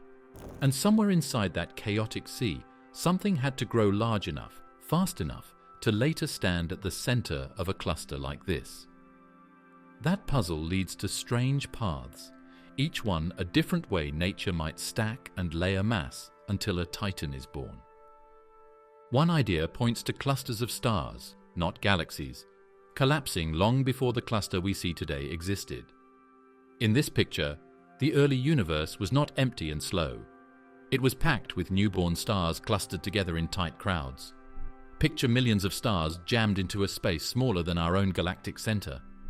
When so many stars form close together, their lives run fast.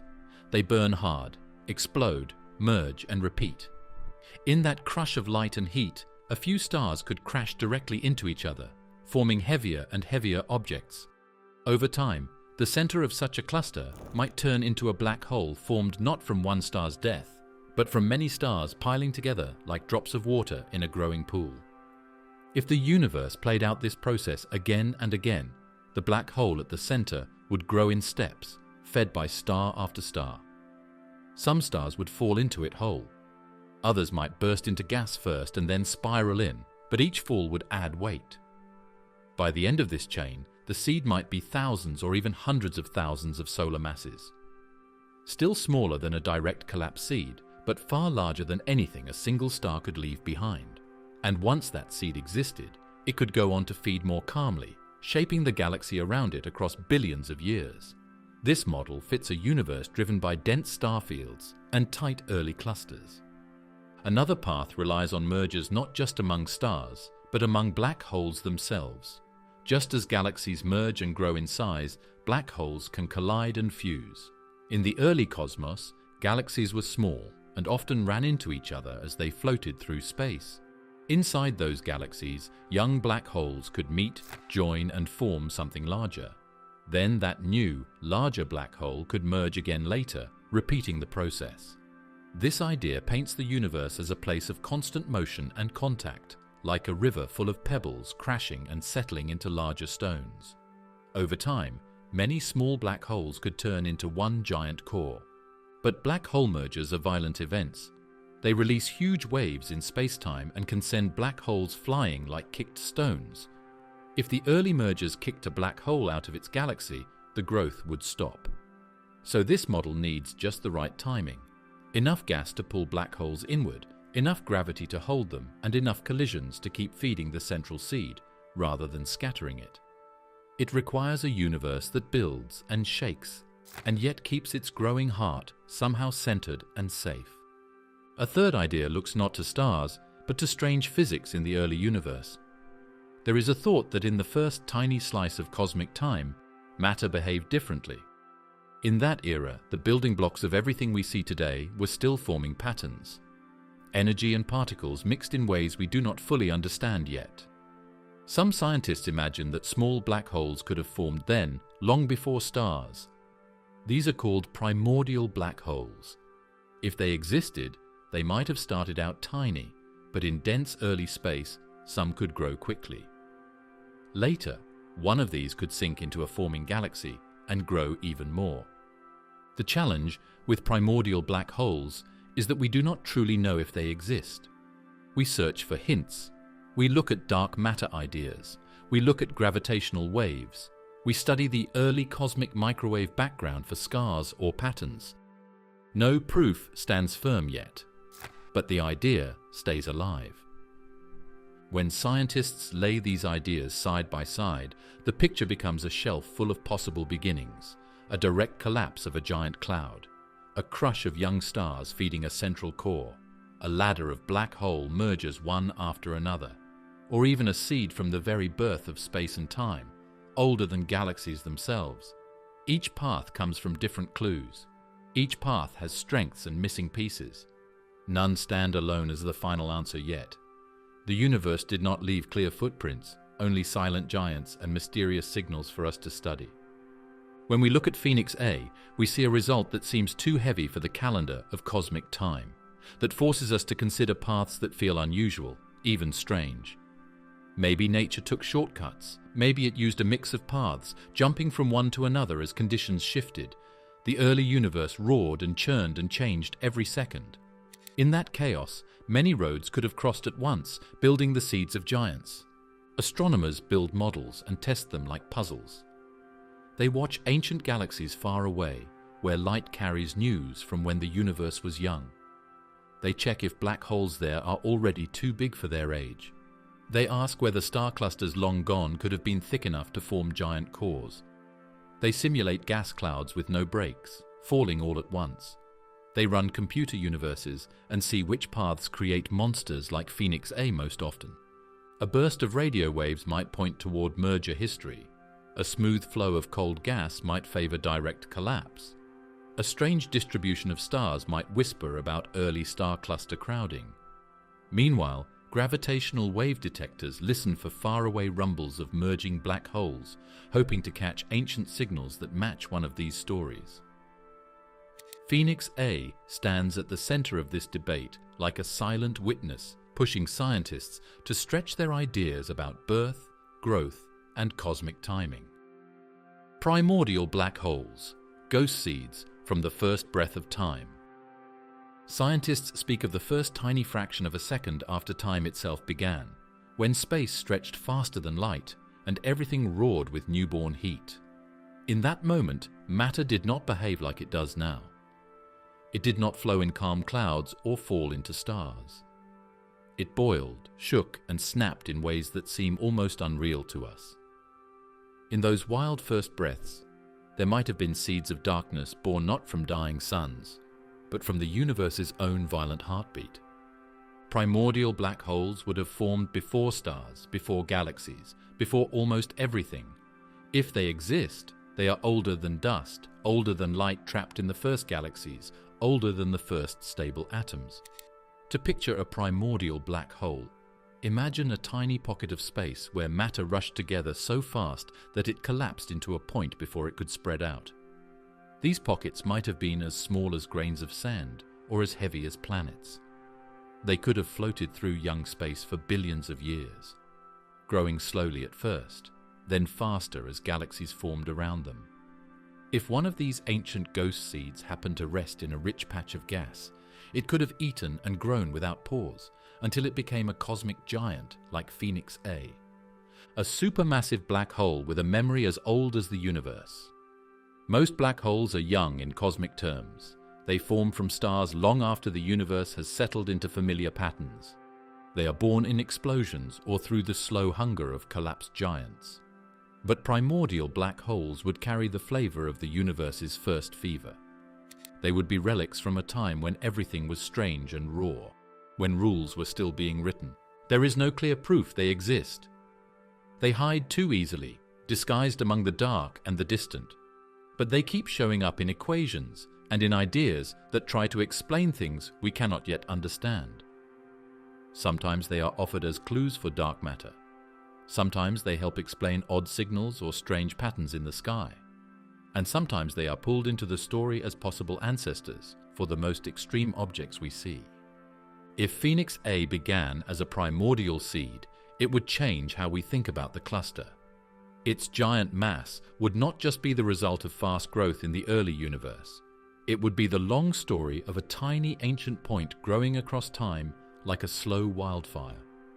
It would also mean that the roots of the modern universe go deeper than we thought. The first structures might not have been stars or even clouds, but these tiny wells of gravity waiting in the dark. Astronomers look for signs in the cluster's behavior that could hint at such a beginning. They study the shape of the gas around the black hole. They look at how quickly it grew and when that growth likely started. If the timeline stretches too far back too fast, it could point to something older than stars. Yet every clue is soft, like footprints in wind-blown sand.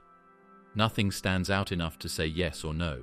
Even so, the idea gives a new frame to the story of Phoenix A. It might be the story of something ancient waking inside a storm of forming galaxies. A relic of the first second, rising through time until it now sits as the anchor of one of the most intense galaxy clusters ever seen. If primordial seeds helped shape the first galaxies, how many others are out there? Did some never grow and remain tiny points wandering the void? Are there clusters even stranger than Phoenix A, hiding deeper in space, each with an ancient heart that remembers the universe's first fire? A black hole that began before the first starlight would have watched the universe brighten around it. It would have seen the first stars rise and die, the first galaxies spin like sparks from a comet's tail. It would have seen space stretch and cool, watched countless suns live their lives like tiny candles, and through it all, it would sit silent and patient, growing whenever matter drifted close. Not alive, yet enduring like a dark monument. If Phoenix A did not start as a primordial black hole, then its origin must follow some other extreme path. But the presence of this theory in the discussion shows how far the puzzle reaches. We are not simply asking how a giant grew fast. We are asking how the universe makes its rarest monsters, and whether some of them carry birthmarks from the beginning of time. For now, the idea remains a whisper, a careful maybe. But in the dark heart of Phoenix A, where gravity bends space and time like soft cloth, the thought sits quietly, waiting. The story of this cluster feels like a long echo from the early cosmos, and primordial seeds are part of that echo. They remind us that the universe does not always build things slowly and gently. Sometimes it throws sparks across eternity, and one of those sparks may still be burning at the center of this distant cosmic furnace. As astronomers keep looking, they may find clear proof one way or the other. They may discover that Phoenix A grew from normal roots just faster than anything we expected. Or they may uncover signs that its core is a traveler from the dawn of time. Either way, the search pulls us back to that first moment when the universe was a storm of creation. And in that storm, somewhere in the churning dark, there might have been seeds that should not exist, yet somehow do. Why primordial black holes are almost impossible to prove. Scientists often say that the hardest things to find are not the faraway stars or the largest galaxies, but the objects that hide in plain sight. Primordial black holes are one of those hidden ideas. They could be scattered across the universe like drops of ink in dark water, yet they slip past almost every tool we use to see or measure the sky. Even when we think we might have spotted one, the evidence feels like wind on skin. You can sense something, but you cannot grab it. To understand why proving these ancient objects is so difficult, it helps to think about how we usually find black holes. Most are spotted because they pull on nearby stars or heat gas to glowing temperatures. They leave scars on space around them. They twist the paths of light. They roar in radio waves when they feed. They leave marks like claw trails across the night sky. But primordial black holes, if they are real, often give no such signs. Many might be tiny, far smaller than a star. They might drift alone through space without eating much at all. A black hole that does not eat hardly glows. It becomes a silent piece of gravity, like a stone sinking through deep water with no bubbles rising to the surface. Even a giant primordial seed that grew into a monster would still be almost impossible to tag with a clear label. Once something becomes a black hole, its past is erased. It does not carry scars or stories from the moment it formed. You cannot look inside. You cannot rewind its life. A black hole made by a dying star and a black hole made a fraction of a second after the Big Bang have no birth certificates. They only show their size and hunger. We can see what black holes are doing now. We cannot see what they once were.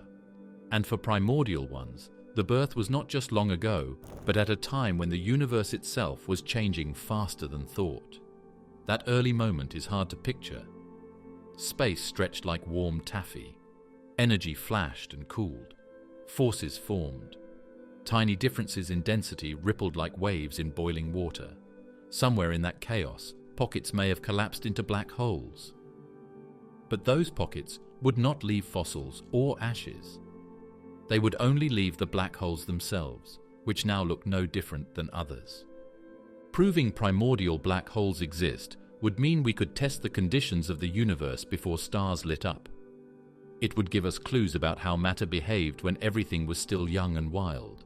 It might explain dark matter, but to find them, we must use special tricks, like trying to tell the shape of wind by watching how grass bends. One method uses gravitational lensing. When a black hole passes in front of a distant star, it bends the light like a magnifying glass.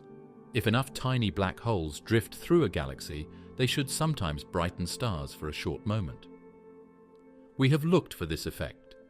Some hints appear, like fading footprints. Some studies suggest there are not enough tiny black holes to explain dark matter. Other studies seem to leave the door open. The sky gives mixed signals, like a radio tuning between stations. Another tool is the cosmic microwave background, the faint glow left from the early universe. If many primordial black holes existed then, they might have disturbed this ancient light. They could have heated the early gas or changed the shape of the ripples in the background. Scientists check this glow with careful instruments, hunting for tiny mismatches. Some models say black holes of certain sizes are ruled out. Other models say the idea still fits. It becomes a puzzle inside a puzzle, like stacking riddles on top of each other. We also listen for black holes merging. Space shakes when two black holes combine, and detectors like LIGO feel those waves. Some of the black holes caught by these detectors have strange masses, almost as if they did not come from normal stars. A few are heavier or lighter than expected. Could they be primordial? Again, nothing speaks clearly. those black holes might just be rare star deaths or odd collisions in crowded star clusters. The universe does not hand out simple answers. It smiles like a trickster, offering clues that point in more than one direction. To claim that Phoenix A began as a primordial seed with confidence, we would need to know how fast it grew, how early it started, and what conditions shaped it. We can guess and model, yet we cannot watch its childhood. The past remains hidden behind a wall of silence. The black hole does not speak about its birth. It only pulls and glows and bends space around it. Because proving primordial black holes is so hard, the idea lives in a strange space between science and imagination. It is not wild fantasy. It fits inside math and theory. It helps answer questions we struggle with. But until we see direct proof, it floats like a shadow at the edge of knowledge. Scientists do not dismiss it, yet they cannot confirm it. Even so, the search continues with quiet determination. It is part of a larger effort to understand the first heartbeat of the universe. We build better telescopes. We run more powerful simulations. We craft new theories and test old ones. Each improvement feels like cleaning a dusty mirror. The reflection gets a little sharper, a little brighter, even if the final image has not appeared yet. If one day we find solid proof, it will mean the first black holes did not need stars at all. The universe could make giants from nothing but chaos and gravity. Until that moment, we stand in a curious place. We know black holes like Phoenix A are real, but the story of their first moments remains a closed book. We walk around these giants like archaeologists kneeling beside a massive ancient statue, brushing away dust from the surface and wondering what hands carved it and why. Maximum black hole mass, where theories hit a wall. There is a line drawn in theory, like a horizon on a map, where black hole growth should slow and size should stop rising. Cross that line and something feels off, as if nature has wandered into territory it was never meant to enter. When a black hole grows, the energy it releases should blow away the gas nearby. The hotter and brighter it gets, the more it clears out its own fuel. For most galaxies, this limit sits somewhere around 10 billion times the mass of the Sun. Beyond that, fuel becomes scarce. Heat rises and feeding slows. It is a balancing act nature normally respects. Phoenix A sits near this invisible ceiling like a giant pressing its forehead against a glass roof. The numbers tied to it make even calm scientists shift in their seats. If its central black hole really holds hundreds of billions of solar masses, it is not just near the limit. It is pressing against it with the force of a mountain leaning into a door. Even if its mass is lower than some early estimates, it still ranks among the heaviest discovered, climbing into a place where normal rules should have stopped it long ago. It becomes a test object, a boundary stone marking where theory and reality meet and stare at each other. If the black hole truly grew past the expected limit, then our understanding of black hole feedback might be incomplete. We might be missing a kind of escape route or a hidden valve in the system, something that lets growth break free for a time. There are theories about how such giants could keep pushing. Some suggest that when gas arrives fast enough, feedback cannot stop it. The black hole becomes like a person trying to drink from a waterfall.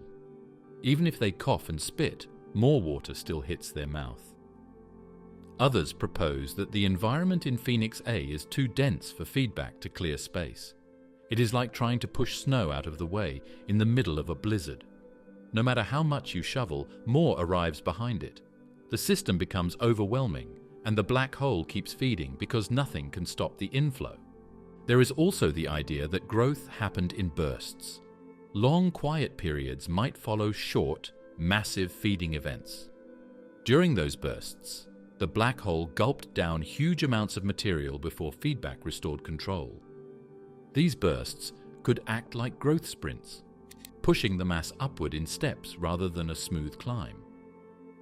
Phoenix A might be in one of those sprints now, or we might be seeing the aftermath of a long one. The upper mass limit also ties into how black holes spin. A spinning black hole pulls in matter differently than a still one. Spin affects how energy escapes and how matter falls. If Phoenix A spins fast, it might convert less of the falling matter into radiation, meaning it shines less brightly than expected. Less heat means less pushback against gas. Quiet eating instead of loud feeding. This could let it sneak past the normal limit like a whispering giant in a library of roaring ones. The idea paints a picture of growth happening in silence, not because the power is gone, but because the power has learned to hide. Still, not all scientists agree that such giants exist without question. Some argue that Phoenix A's mass could be overestimated. Black hole mass measurements rely on tricky methods, and distant systems add layers of uncertainty. Light bends, gas moves in confusing ways, and models sometimes stretch to match what we see. If the true mass is lower, then Phoenix A is not breaking records, just pushing hard against them. Yet even a smaller mass close to the limit forces us to ask how black holes dance so close to the line without stepping over. In many ways, this moment feels like history repeating itself. For centuries, people thought there was a limit to how big stars could be. Then we found bigger ones. There was once a limit to how large galaxies could grow. Then we found giants in the early universe. Science holds onto rules until the sky hands it something that bends those rules into new shapes. Phoenix A may be one of those objects. It sits in front of us like a challenge, whispering, "Prove where the line truly is." This is not just about numbers on paper. It is about understanding how the universe builds structures and how those structures feed on energy. It is about knowing whether growth always slows, or whether there are rare places where it runs wild. It is about asking whether nature likes neat limits, or whether it sometimes paints outside the lines. When we look at Phoenix A's central black hole, we see a story still unfolding. Maybe the ceiling is real, and we are watching a giant press against it only to stop soon. Maybe the ceiling is softer than we thought, like ice that bends before breaking. Or maybe there was never a true ceiling at all, just a guess made before we saw enough of the universe to know better. Can reality break its own rules? Physics beyond the limit.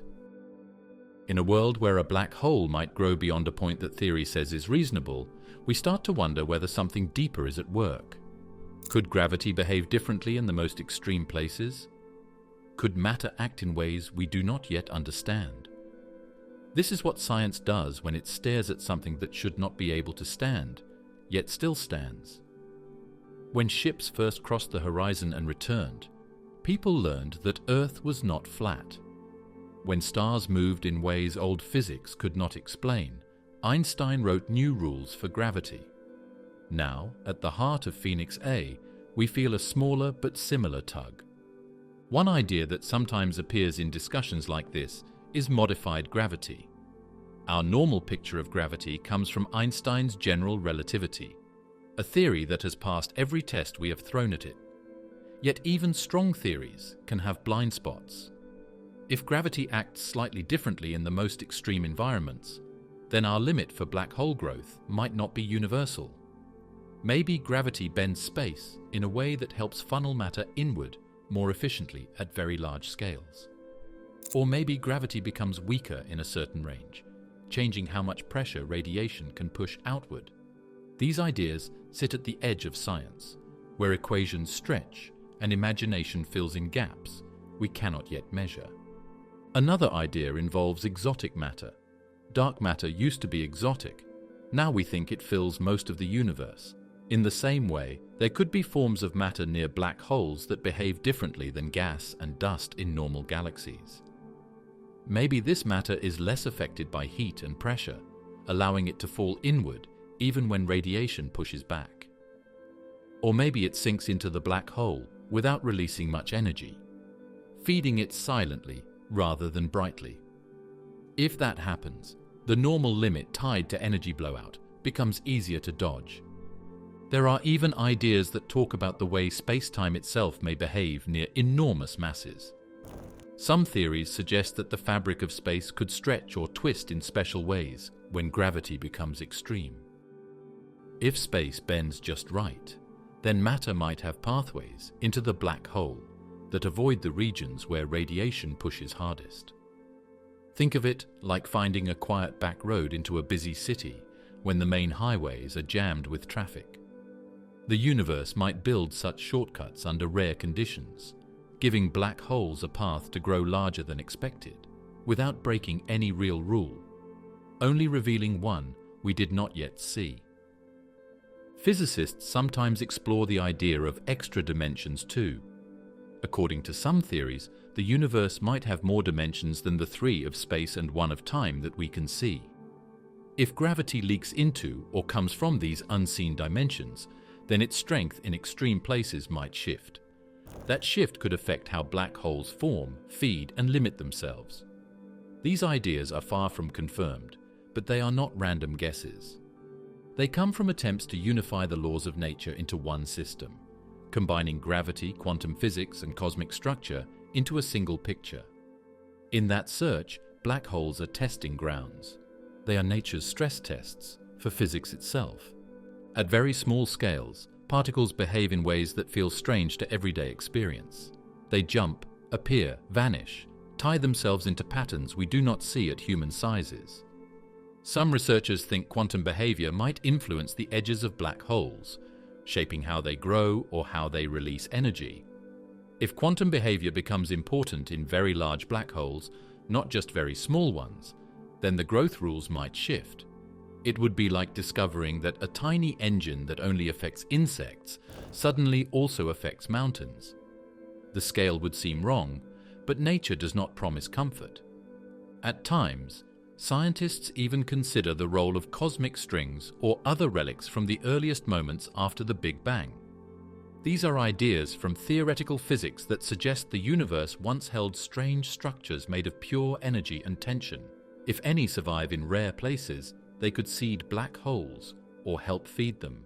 Yet while it is exciting to imagine new forces or new forms of matter, science moves carefully. Most researchers prefer to assume normal rules hold until they absolutely cannot. They look for hidden gas, unseen mergers, past feeding streaks or measurement errors before they rewrite the laws.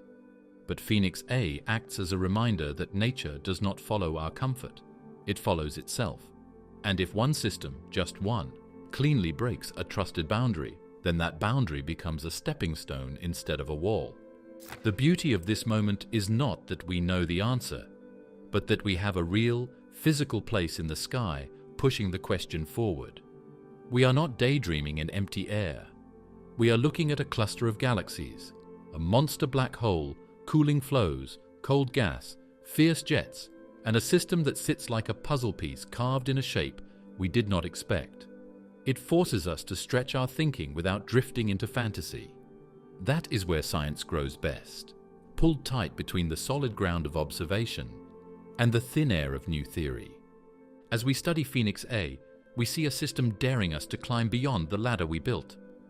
Maybe in time, we will discover a new rung waiting. Or maybe we will find that the ladder stands, but the angle was more steep than we knew. Either way, the Phoenix cluster does what great discoveries always do. It makes the familiar world feel larger, stranger, and more alive with questions than it did before. Can a black hole outgrow its universe? Black holes grow. The universe grows too. Which one wins in the long run? Can a black hole ever get so large that it becomes the ruler of everything, pulling in all matter until nothing remains but one hungry center? To answer that, we first imagine a black hole sitting in space with infinite patience. It does not rush. It does not stop. It simply waits for matter and light to come close enough to fall in. Over billions and trillions of years, stars drift, gas moves, galaxies pass near each other. A black hole like Phoenix A, already huge beyond belief, could gain even more mass. Maybe it eats nearby stars. Maybe it swallows gas clouds. Maybe entire star clusters fall into its reach. If we could sit through that slow feast, it might seem like nothing could compete with such quiet power. But even the universe has rules about hunger. You do not get to eat everything just because you exist. A black hole does not move like a monster in a story. It does not chase prey. It waits for gravity to do the work, and gravity fades with distance. Faraway objects are safe unless pushed closer by chance or cosmic motion, and most of space is empty, silent, with more nothing than something. Even supermassive black holes live in oceans of vacancy. We can picture the universe as a giant balloon getting bigger over time. Galaxies drift away from each other like crumbs on an expanding loaf of bread. Space stretches. This makes it harder for black holes to reach new material. Matter that is too far away is not only out of reach, it is being pushed farther every second. The hunger of a black hole depends on what comes near it, but the universe does not stand still for feeding time. People sometimes imagine a black hole as a cosmic vacuum cleaner that could eventually suck up everything. But black holes do not pull things in across the universe. Gravity weakens quickly with distance. A black hole the size of a galaxy still cannot force feed itself from another galaxy millions of light years away. And with time, galaxies themselves drift apart at speeds faster than light. Not because they are moving through space, but because space is stretching between them. It is like trying to catch leaves blowing away in a storm that grows stronger each moment. The faster you reach, the faster they drift. Even inside a galaxy, there is a limit. Stars dance in stable orbits. They are not constantly tumbling inward. It takes special events, like collisions or close passes, to change orbits enough for stars to fall toward the center. These events used to be common, especially in the young universe when galaxies smashed together like crowded traffic. Today things are calmer. The cosmic city has quiet neighborhoods. Many stars will never be disturbed enough to meet their dark center. In the far future, galaxies will run out of fresh fuel. Most gas will have formed stars or been blown away by earlier generations of stars and black holes. Once the easy food is gone, growth slows. A black hole cannot eat what is not there. It becomes like a king in an empty castle, still powerful, but ruling over silence rather than abundance. Another thing to think about is time itself. Black holes grow slowly when no big events happen. Billions of years go by like pages turning in a quiet library. But the universe changes too. Stars age and die. Gas spreads thin. Even dark matter, which fills space like a ghostly sea, may spread too far to be caught. A future universe may have almost nothing left to give. At some point, the question changes. It is no longer, can a black hole eat the universe? But, can the universe escape its own hungry giants? And the answer is yes, because expansion wins on the largest scales. The universe grows faster than gravity can pull. Space itself becomes the shield. In the end, black holes are trapped in their own tiny islands of gravity, unable to reach beyond them. Still, this does not remove the awe. Even if Phoenix A cannot eat everything, it can carve out enormous parts of its home. It can shape the lives of stars, influence gas flows, affect how galaxies evolve. It is not a quiet neighbor. It is a force that changes everything around it without a sound. There is another side to this story. A black hole might not eat the universe, but it might give birth to something else. Some theories say that inside a black hole, space-time curves so much that a new region could form, a new bubble of reality, a new universe. There is no proof, only thought and math. But what if black holes do not end worlds, but begin them? If that were true, then growth would not be about swallowing everything. It would be about transformation. A black hole would not need to outgrow its universe. It would carry the seed of a new one. Our universe might even have started in such a place, emerging from a black hole in another cosmos. In that picture, the universe is not a battlefield of hunger, but a cycle of birth through collapse. If a black hole cannot consume its universe, could it escape by creating another? We do not know. We do not even know if that question makes sense. But in trying to answer, we walk close to the edge of what science understands. There is one more idea to hold. We imagine size like creatures. Bigger wins, bigger rules. But in the universe, size is not always power. Expansion beats gravity at large scales. Black holes beat matter at small scales. Light travels fast, but dark energy arranges the grand stage. Every force has its place. No single thing gets to dominate forever. So a black hole cannot eat the universe, not because it lacks ambition, but because the universe has other plans. Space stretches. Time moves forward. Stars burn and fade. Black holes grow, then wait. Neither side wins everything. Instead, they shape each other, like two quiet giants locked in a game that lasts longer than anything we can imagine. Black holes are silent kings of gravity, patient beyond time, rising toward limits that nature wrote into its laws. Whether they ever test those limits fully is less important than the fact that they try. In their growth, we learn the edges of what is possible. In their hunger, we see the stubbornness of matter. And in the space around them, we see a universe that does not bow to one power, no matter how deep its shadow. It is strange and a little funny how the biggest eater in the cosmos is still held in place by the quiet stretch of space. But that balance is why anything exists at all. If black holes could devour everything, there would be no galaxies, no stars, no life, no questions. The universe is generous and cruel in equal measure. It gives room for giants to form and then sets boundaries so they cannot take everything. In that balance, we find wonder. Black holes as cosmic anchors, sculpting galaxy megastructures. When we picture galaxies drifting through space, we often imagine them floating freely. But giant clusters are not loose communities. They are bound together by enormous weight, by invisible threads of pull and hold. And at the core of many of these clusters sits a supermassive black hole, holding court in silence, shaping the fate of everything around it, even if most of the cluster never goes near it. These black holes do not act like leaders giving orders. They do not reach out with hands or ropes. Instead, their presence bends space, sculpting the paths galaxies follow, deciding how matter settles, and even how stars and gas move through vast stretches of cosmic distance. Phoenix A shows us this power in one of its strongest forms. Without black holes, clusters would look different. Gas would cool faster. More stars would form in the central galaxies. The heart of the cluster would grow into something even more massive, even brighter, and perhaps unstable. Instead, the black hole sets a kind of rhythm. It controls the temperature. It limits how much gas can pool and collapse. It becomes a thermostat for a region of space so huge that human minds can barely hold the scale. This is the quiet power of black holes, not just as destroyers, but as creators of order. One way to think about it is to picture a city. Roads and buildings grow in patterns because of how the land is shaped and where people gather. The black hole at the center of a cluster is like the oldest part of a city, the seed from which everything spreads. It does not choose what grows where, yet its presence sets the pattern, the balance, the way things fall into place. Stars, galaxies, gas, dark matter all weave into shapes influenced by that core. And there is something poetic here.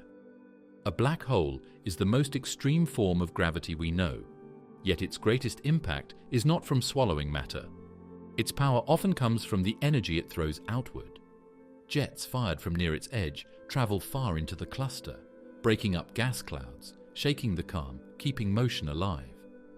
It is like a silent musician hitting deep, low notes that carry across a lake, shaping everything without ever being seen directly. The galaxies in a cluster do not fall into the black hole like rain into a drain. Instead, they orbit in huge loops. They move so slowly that from our point of view, it feels like they hover in place, frozen in time. But if we could speed up billions of years, we would see them dance around the center, pulled not only by the cluster's dark matter halo, but also by the deep well carved by the black hole and the stars packed around it.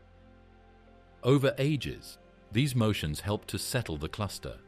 They bring balance, spreading mass and motion in patterns that echo through eternity. It is strange to think that a single object so small in terms of size, compared to the cluster around it, could shape such a giant space. A black hole's event horizon may only stretch across light hours or days or weeks, tiny compared to a cluster that spans millions of light years. Yet the influence of that core works across distances unimaginable to our daily world. This is gravity as a sculptor of cosmic architecture.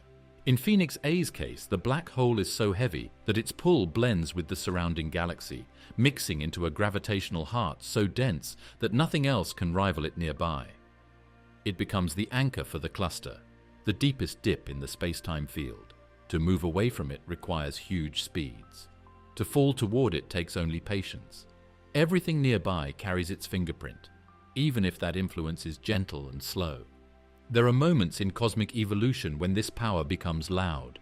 When the black hole feeds rapidly, jets blast outward. Entire regions of the cluster heat up or cool unevenly, sparking bursts of star formation or silencing them. The structure of the cluster becomes dynamic, alive with currents and pockets and shifting clouds. Some scientists suggest that without such central black holes, clusters might collapse too quickly into dense knots. Others propose that star formation would run wild, leading to unstable bursts that could break galaxies or scatter matter. In that view, black holes act not only as anchors, but as regulators, balancing growth and rest. There is also a curious link to dark matter. Though black holes make up only a tiny fraction of mass compared to dark matter, their influence works within dark matter halos, shaping how baryonic matter settles inside them. That means the black hole indirectly affects the shape of the entire cluster's core, telling stars where to orbit and gas where to gather. It is like a seed crystal dropped into a liquid, giving shape to everything around it, even if the material around it is different and much more abundant. If we could zoom across time, we would see these clusters grow like coral reefs, layer by layer, built around a central point that never moves. That center is not a place of light, but a place of darkness. It is the quietest thing in the universe in sound, yet among the loudest in effect. Looking ahead in time, the role of these anchors will grow stranger. Stars will burn out, gas will thin, galaxies will dim, but the black holes will remain, heavy and patient. They might become the last major landmarks in a universe running out of light. The clusters will loosen as expansion pulls them apart from others, but inside each one, the black hole will still sit at the core, a relic of when the universe was busy, bright, and young. In this way, black holes do not just shape the present, they carve the future. They write the blueprint for where galaxies belong, where matter can rest, and how cosmic neighborhoods form. Phoenix A is not simply a monster. It is a builder, laying down order in a universe that could have been chaos. It anchors not just a galaxy, but a realm of space so large that it stretches beyond imagination, holding everything in a calm, slow embrace. Simulating impossible giants, computer models on the edge. In quiet computer labs around the world, glowing screens become windows into universes that never existed, not real universes, but digital attempts to copy the rules of ours. Scientists build these models to test ideas, to watch matter swirl and collapse, to see if galaxies and black holes grow the way theory says they should. It is like trying to paint the ocean with math, hoping the waves come out right. Yet when they put Phoenix-like black holes into these programs, something strange happens. The digital universes often refuse to grow monsters like the one we see in reality. The code pushes back, as if the laws we believe in do not let such giants form. These simulations follow physics step by tiny step, tracking pressure, gas movement, temperature, gravity, and star birth over billions of years. Each piece must speak to the next, like bricks in a giant invisible tower. The computer checks every motion of every gas cloud, every pull of every galaxy, moving forward frame by frame. It is slow, careful work, even for supercomputers built to run millions of equations at once. And even with all that effort, the result still struggles to match the real universe when it comes to the most massive black holes. Phoenix A is one of the objects that stands out like a puzzle left unsolved. When scientists first tried to grow such a black hole in their models, the results often went wrong right away. Either the black hole stopped feeding too early, held back by feedback effects, or it grew but shattered the surrounding galaxy, making a mess unlike anything seen through telescopes. Feedback loops in the program usually shut down growth long before a phoenix-sized monster could form. The simulations acted as guardians of theory, defending the idea that feedback keeps black holes from crossing a certain point. Yet here we are, staring at a black hole that seems to have crossed that point long ago. Some models try a different path and feed the black hole much faster than expected, letting it consume huge amounts of gas in a short cosmic time. When they do, the virtual galaxy lights up too brightly, or forms too many stars, turning into something that does not match the calm giant galaxies we see in real clusters. Other runs push the gas around too violently. Jets blast out hard enough to empty the galaxy of matter, leaving it starved and pale instead of rich and bright. The universe inside the machine argues with the universe in the sky, and neither side gives up easily. Even with improved physics and more powerful computing, this fight continues. Scientists now add layers of detail, from magnetic fields to cosmic rays to turbulence on small scales. They add dust chemistry, cooling rates, more exact ways gas fragments and falls. They adjust how jets couple with their environment, how energy spreads and fades. Each upgrade brings the models a little closer to reality, but Phoenix A still sits out there as a giant that will not quite fit into the digital cages built for it. Part of the problem comes from scale. To simulate a whole cluster, researchers must map out a volume millions of light-years across. Yet the black hole engine sits in a space smaller than our solar system. Trying to track both scales at once is like trying to study ants and continents in the same lens. If you zoom in too far, the cluster disappears. If you zoom out, the black hole vanishes into a single pixel. The computer must juggle both ends of this problem, and that can push even the largest machines to their limit. A small change in the center ripples outward, shaping a cluster. A large change in the cluster feeds back inward, shaping the black hole. Capturing both is one of the hardest tasks in modern astrophysics. Some researchers try zoom-in simulations. They start with a large cluster, then pick a tiny region around the black hole and model it with very high detail. This method helps reveal how cold gas clumps fall in, how turbulence forms spirals, how jets carve cavities. But it still requires guesses about what happens outside the zoomed area, like building a puzzle where the corners are clear, but the middle pieces are only half cut. The result looks almost right, but never perfect. The real Phoenix A remains sharper and more dramatic than its digital twin. There are also large volume simulations, designed to mimic whole chunks of the universe. These aim to grow thousands of galaxies at once and track how they change over billions of years. They do not zoom in as deeply, but they capture rare events, like early giant black hole seeds or dramatic cluster mergers. Some of these programs have begun to form Phoenix-like objects, but only in small numbers, and often by bending certain rules. They slip in faster cooling than expected, or allow seeds heavier than normal, hinting that the early universe might have allowed shortcuts nature usually hides from us. Even then, Phoenix A sits at the very edge of what the code can manage. When simulations break, it means our understanding is incomplete. Computing is not a crystal ball. It is a mirror polished with equations, and mirrors sometimes show scratches. Researchers adjust parameters, compare results with telescope data, argue over assumptions in long meetings filled with charts and quiet sighs. Every failed run is a lesson. Every run that gets closer brings excitement. Somewhere in the balance between what the computer expects and what reality shows, a truth waits to be revealed. Each simulation is like a story the universe might have told. One version births a monster early, raising a black hole from a direct collapse seed that sinks into the cluster like a stone into deep water. Another version grows the black hole slowly, eating gas that cools in long drips like rain from a cloud that never empties. Sometimes the jets roar, and the galaxy gas scatters. Other times the feeding never starts, and the galaxy drifts through time quiet and ordinary. Together, these attempts form a library of possible universes, each built from numbers and tested against the sky. Scientists do not expect any single model to match Phoenix A perfectly yet. Instead, they look at patterns. They check which guesses fail hardest, which settings lead to results closest to truth. They chew over ideas like two-phase gas flows, chaotic cold accretion, jet precession, cluster mergers, early collapse events, and feedback delay cycles.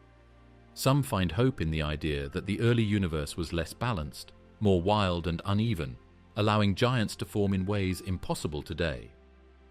Others wonder if our models still miss something deep about turbulence, or about how black holes couple their energy to gas, or about how magnetic fields twist and wrap in cluster cores.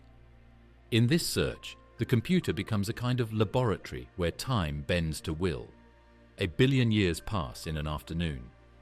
Galaxies collide in silence. Gas storms blow and fade in the blink of an eye. The machine compresses ages into hours, giving humans a way to learn from events that no single life could witness. Yet nature remains the final judge. When the virtual black hole reaches a limit and the real one does not, the lesson is clear. We still have more to learn. Phoenix A whispers that the universe knows tricks we have not mastered. The challenge is not just to watch the sky, but to build worlds inside silicon that behave the same way. When the day comes that a simulation grows a phoenix without breaking anything else, we will understand a little more about how the universe builds giants. Until then, the real thing hangs in space, heavy and silent, reminding us that even the most powerful computers are still catching up to nature's imagination. What happens when dark energy wins? Fate of monster black holes. In the far future, the universe will drift apart, like a quiet sea pulling its waves away from the shore. Galaxies will move from one another, slowly at first, then faster, until each one becomes its own island in a vast, empty ocean. Dark energy works silently, without sound or light, but its effect grows stronger over time. When dark energy wins, distance becomes the ruler of the cosmos. Even gravity, mighty enough to bend the path of light and gather galaxies, will not hold everything together forever. Phoenix A will feel this slow unraveling. For now, it sits at the center of a massive cluster surrounded by galaxies. Yet no matter how strong that gravity is, dark energy will keep stretching the universe. Over unimaginable spans of time, the cluster will become a lonely fortress, cut away from the rest of the cosmos. Other clusters will drift beyond reach, faster than even light could travel to catch them. Phoenix A will not fall apart, but it will become alone. Inside the cluster, galaxies may still dance and merge for a while. Their motions will slow, their collisions will soften, and their remaining gas will fade. As time passes, star birth will shrink, then quiet. The bright points that light the cluster will turn cold and dim. Young blue stars will vanish. Old red stars will burn slowly, then die. Even the giant galaxies will lose their glow, becoming pale shadows of what they once were. In this slowly thinning crowd, the central black hole will continue to sit like a king waiting in a throne room where the candles have burned down. The black hole will not care about the dark silence spreading outside its borders. It does not feel aged the way stars do. It does not fade like gas clouds. As long as matter falls in, even in tiny amounts, it will remain active. But the source of that matter will change. Today, it feeds on rich gas streams and cooling flows, a feast unmatched in most of the universe. In this future, the meal will fade to crumbs. The supply lines break not from heat or jets, but from emptiness itself. Famine in space does not begin with chaos, but with quiet. As the cluster grows isolated, fewer galaxies remain close enough to feed the black hole with fresh material. The giant central galaxy may slowly absorb smaller neighbors, swallowing their stars and gas. But this process cannot go on forever. Once the nearby galaxies are gone, the black hole will have only the stars that wander too close or unlucky dust clouds drifting inward. It will become a patient hunter in a land where prey is scarce. It will wait millions of years for a single star to fall in. When it eats, the flash of energy will still burst like lightning across space, but each flash will be lonelier than the last. Dark energy does not attack black holes. It simply moves the stage around them, pulling the curtain farther and farther back while the actors remain. Over time, the cluster's outer edges will stretch thin. Gravity will still hold the core together, but the outer galaxies will drift toward the limit where the cluster can no longer keep them. One by one, they may slip away into darkness. Phoenix A will shrink in spirit even if its mass remains huge. Where there was once a crowd, there will be only a few survivors gathered close to the center. Star formation, already rare in this far future, will become a memory. The cold gas clouds that once rained toward the core will evaporate or be consumed. Phoenix A's black hole, once greedy and wild, will settle into a slower life. It will not starve, but it will no longer binge. It will eat whatever the quiet cosmos offers, sometimes a star torn apart by tidal forces, sometimes a drifting cloud too thin to even light up the accretion disk. It will glow faintly, like a coal deep in a fire pit, long after the blaze has ended. There will come a time when even the stars around the cluster fade. Red dwarfs, the longest living stars, will burn their fuel and dim. Brown dwarfs, the failed stars, will cool. White dwarfs, the remnants of normal stars, will sit like silent crystal embers. The brightest lights will be gone. What remains will be faint glimmers, cold objects, and the steady gravity of the black hole. The cluster will feel like a frozen city under a night sky with no sunrise. Yet its shape will still remember the ages when it burned and shook with life. As the universe continues to expand, the background radiation will cool and fade. Space itself will grow cold. Phoenix A will stand unchanged against this chill, too massive to drift apart, too rooted in gravity to scatter. Its black hole will still wait, a point in space where time slows and matter disappears. Each particle that crosses its boundary will be another step in a long story, even if the steps become rare. The black hole might grow by small amounts, still adding to its already giant mass, even if that growth is slower than ice forming in deep winter. In this far future, Phoenix A becomes a relic, a record of a universe that once was full of heat and motion. Its black hole, born in a time of bright galaxies and fierce storms, will see a universe turned quiet. It will outlive stars, planets, and entire galaxy worlds. It may even outlast memories of the time when the cosmos was warm and busy. When dark energy wins, the universe does not explode or break. It simply stretches into silence. Phoenix A becomes a monument, standing tall in that silence, holding its giant in the center like a treasure kept long after the world that made it has gone dark. The black hole does not mourn the fading of light. It simply exists as a mountain does after the river dries, as a desert dune does when the wind rests. It holds space around it. It bends time. It anchors the last sparks of matter in a universe that has chosen stillness. When the cluster empties, when the last stars dim, the black hole continues, a survivor of ages. The story of Phoenix A extends not only across space, but across time so deep and long that even galaxies are young by comparison. Black hole evaporation as the universe's last whisper. In the end, even giants fade, in a slow sigh that stretches across time far longer than any star or galaxy could ever remember. After the universe grows cold and quiet, when galaxies have thinned and dark energy has pushed everything apart, one last process remains. It is the faintest whisper of physics still at work, a soft echo in a universe that has already gone still. This whisper is Hawking radiation, the gentle release of energy from black holes over nearly endless time. Hawking radiation tells us that nothing in the universe stays forever, not even the most powerful objects we know. Black holes do not simply sit eternal in the dark. They leak energy so slowly that for most of cosmic history, this process is invisible. A black hole can sit for trillions of years without showing any sign of losing mass. But time has a kind of patience that even black holes cannot beat. When all other lights have faded and all stars have cooled, the black hole begins its final age, one defined by giving instead of taking. Phoenix A's black hole, massive beyond normal limits, will hold on the longest. Small black holes vanish sooner because they release energy faster. Giant ones like this take longer than any clock we can imagine. We cannot describe such time in years the way we describe human life or even the life of stars. These stretches go beyond galaxies, beyond clusters, into numbers so large they feel like empty space. Phoenix A's black hole does not simply survive history, it survives history's memory. Far into the dark future, when other black holes have already faded, Phoenix A's core remains. There are no more stars falling into it. There are no more gas clouds to burn. It sits in a universe that has grown too empty for events.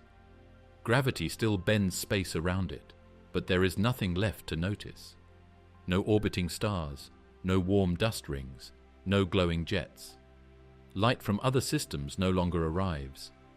The universe is too wide and too cold.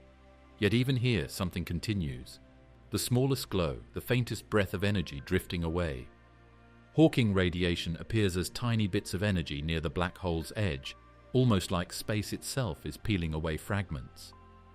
Bit by bit, the black hole loses mass, shrinking as the ages pass. At first, this is slower than slow.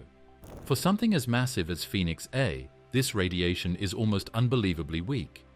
It is like a match burning in a world made of ice that stretches to infinity. But it is a match that never fully goes out, not for a very, very long time. Instead of fire, it offers the smallest warmth the universe will ever know. As the black hole shrinks, the radiation grows stronger. It becomes warmer, then hotter. What was once a calm giant becomes a shrinking ember. In its final moments, after a life longer than the universe once knew how to support, it ends in a bright flash. The strange thing about Hawking radiation is that it comes from emptiness. Nothing is falling in. Nothing is being thrown out. The black hole itself gives up its own mass in exchange for that faint glow. Every tiny particle that escapes is a grain stolen from its great dark weight. Over time, this erodes the giant. It shrinks, though so slowly that calling it slow feels like an insult to the word. Trillions of years pass, then more. The loss is steady, patient, almost soft, as if the universe itself decided to dim the lights gently. While stars once burned and galaxies once swirled in bright spirals, this final phase is quiet. There is no light to compare it to, no audience to see the glow. The universe has stretched so far and grown so empty that not even particles drift close. This is not a dramatic scene, but a gentle one. Energy leaves in tiny steps, like snowflakes melting under a fading sun. The black hole that once ruled the center of a fierce cluster now fades like a candle that no one sees. The idea that such a massive black hole will one day disappear is strange and peaceful at the same time. It reminds us that the universe is built from change, from motion, from energy moving between forms. Phoenix A once roared with power, heated gas, drove storms and built stars in the shadow of destruction. But after all those storms, after all the bursts and jets and fierce feeding, it ends in quiet. The last phases of the universe do not echo the early chaos. They move like ripples on still water, fading with patience instead of force. For most of cosmic time, Phoenix A will be a monument to power. In the deep future, it becomes a monument to endurance. When the cluster grows dark, when the stars cool, when galaxies drift apart, and red dwarfs turn to black, Phoenix A still holds on. It does not fight the universe's ending, it simply lasts through it. Hawking radiation begins so weak that nothing in the early universe could detect it. Yet it wins in the end, not because it is strong, but because it never stops. The final glow of Phoenix A's black hole will arrive long after every trace of life, light or structure has vanished. It will shine for a brief moment compared to the lengths of time that came before, and then it will be gone. The universe will move from a place with objects to a place of deep, smooth emptiness. No stars, no planets, no atoms drifting in clusters, only a thin background of energy stretched far apart. Phoenix A will not be there to watch, but in a way, its ending marks one of the last events the universe ever performs. It is a strange thought for us, living in a universe still young and bright. We see galaxies colliding, stars being born, and black holes feeding like beasts in the dark. Yet if we step far beyond imagination, past heat and light and starlight and memory, we reach a stage where the last actors bow out. Phoenix A's life stretches across all those eras, from fire to silence, from storm to stillness, from violent birth to peaceful end. The black hole at its heart begins as a hungry engine and finishes as the final whisper of energy left in creation. The universe moves through changes like seasons, and we catch only a moment in one of them. Hawking radiation is tiny now, but one day it becomes the closing note in a song that has lasted longer than any light could shine. When Phoenix A disappears, it will leave behind a universe with nothing left to collapse, nothing left to heat, nothing left to spark, only wide space and silence. A black hole that once reshaped galaxies ends as a soft sigh in the cold, one last shimmer in a universe ready to rest. It is the final breath of a cosmos that began in fire and ends in calm, a closing whisper that carries the echo of everything that ever lived, burned, collided, and fell into darkness. Black holes as portals of knowledge, probing quantum gravity, here. In science, there are places where ideas collide like drifting icebergs, grinding until they reveal something hidden beneath the surface. Black holes are one of those places. They live at the border between two great theories of nature. One theory describes how planets move and how space bends, general relativity. The other describes the tiny world of atoms and particles dancing in quantum fields. Both are powerful. Both explain their worlds with skill and clarity. Yet when they meet at the edge of a black hole, their rules tangle like wires in the dark. Physicists have spent decades trying to understand what happens when gravity becomes so strong that space-time folds into itself. They want to know what happens to information. They want to know how quantum rules and space-time rules merge. They are looking for a bridge, a deeper rule that explains both sides at once. Black holes are the doorway. Phoenix A is not just a black hole. It is a castle-sized door in a universe where most doors are tiny cracks. When something grows this large, nature stops whispering and starts carving its laws into space, like giant runes. The gravity around Phoenix A is not gentle. It stretches time like rubber pulled to its breaking point. It shapes light, forcing photons to spiral or bend in ways that feel impossible. It changes how matter behaves, pushing it into states no lab can build. In that zone, quantum rules still apply, but they stretch. Relativity still holds, but its predictions feel strained. The two theories meet there, sharing space like two rulers forced to sit at the same table. Around Phoenix A, particles buzz and scatter in ways no simple model can track. Virtual particles flicker near the event horizon, some stolen by the hole, some escaping. If Hawking radiation is real, it whispers from this edge. If quantum gravity has secrets, they seep from the boundary where physics folds into mystery. A black hole this massive gives scientists a magnifying lens, not because they can get close, but because its effects stretch far.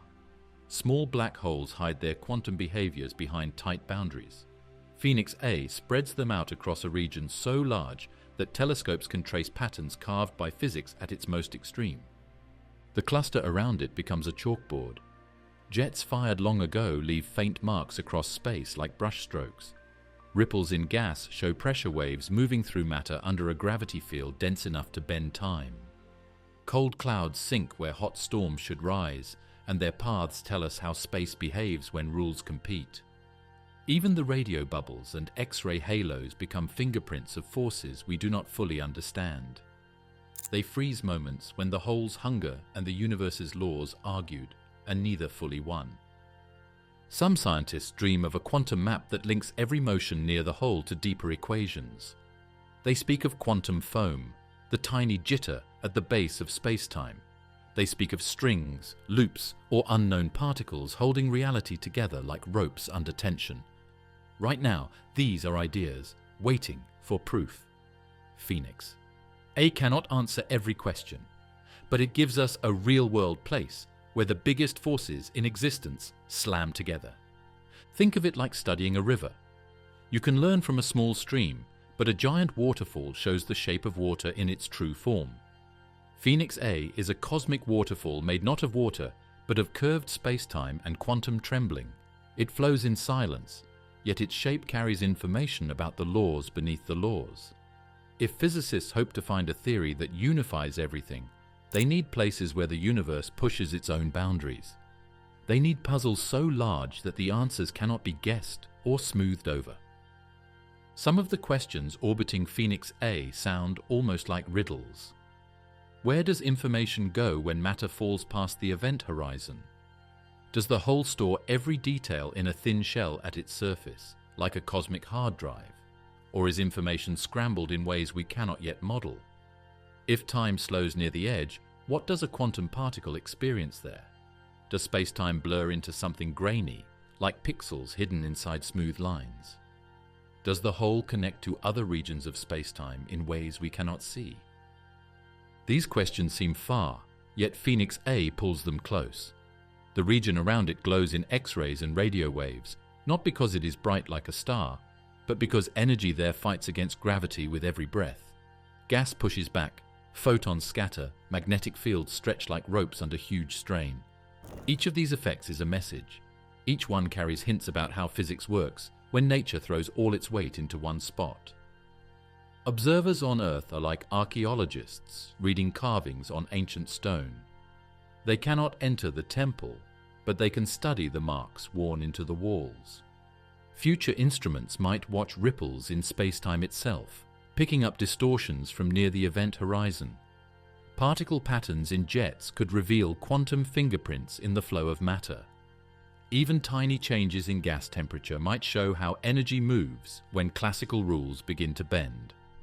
Every small clue becomes a stepping stone toward a unified understanding. Phoenix A is not a relic shrinking in silence. It is active. It feeds. It changes its surroundings in real time. If quantum gravity has behaviors that emerge when reality is stressed, this hole applies pressure like a titan pressing its hand against the fabric of existence. It bends the grid of space like a heavy weight on a thin sheet. And when that sheet stretches, the universe reveals its weaving. Humans are tiny compared to galaxies, yet we reach for truths written in the heart of a black hole.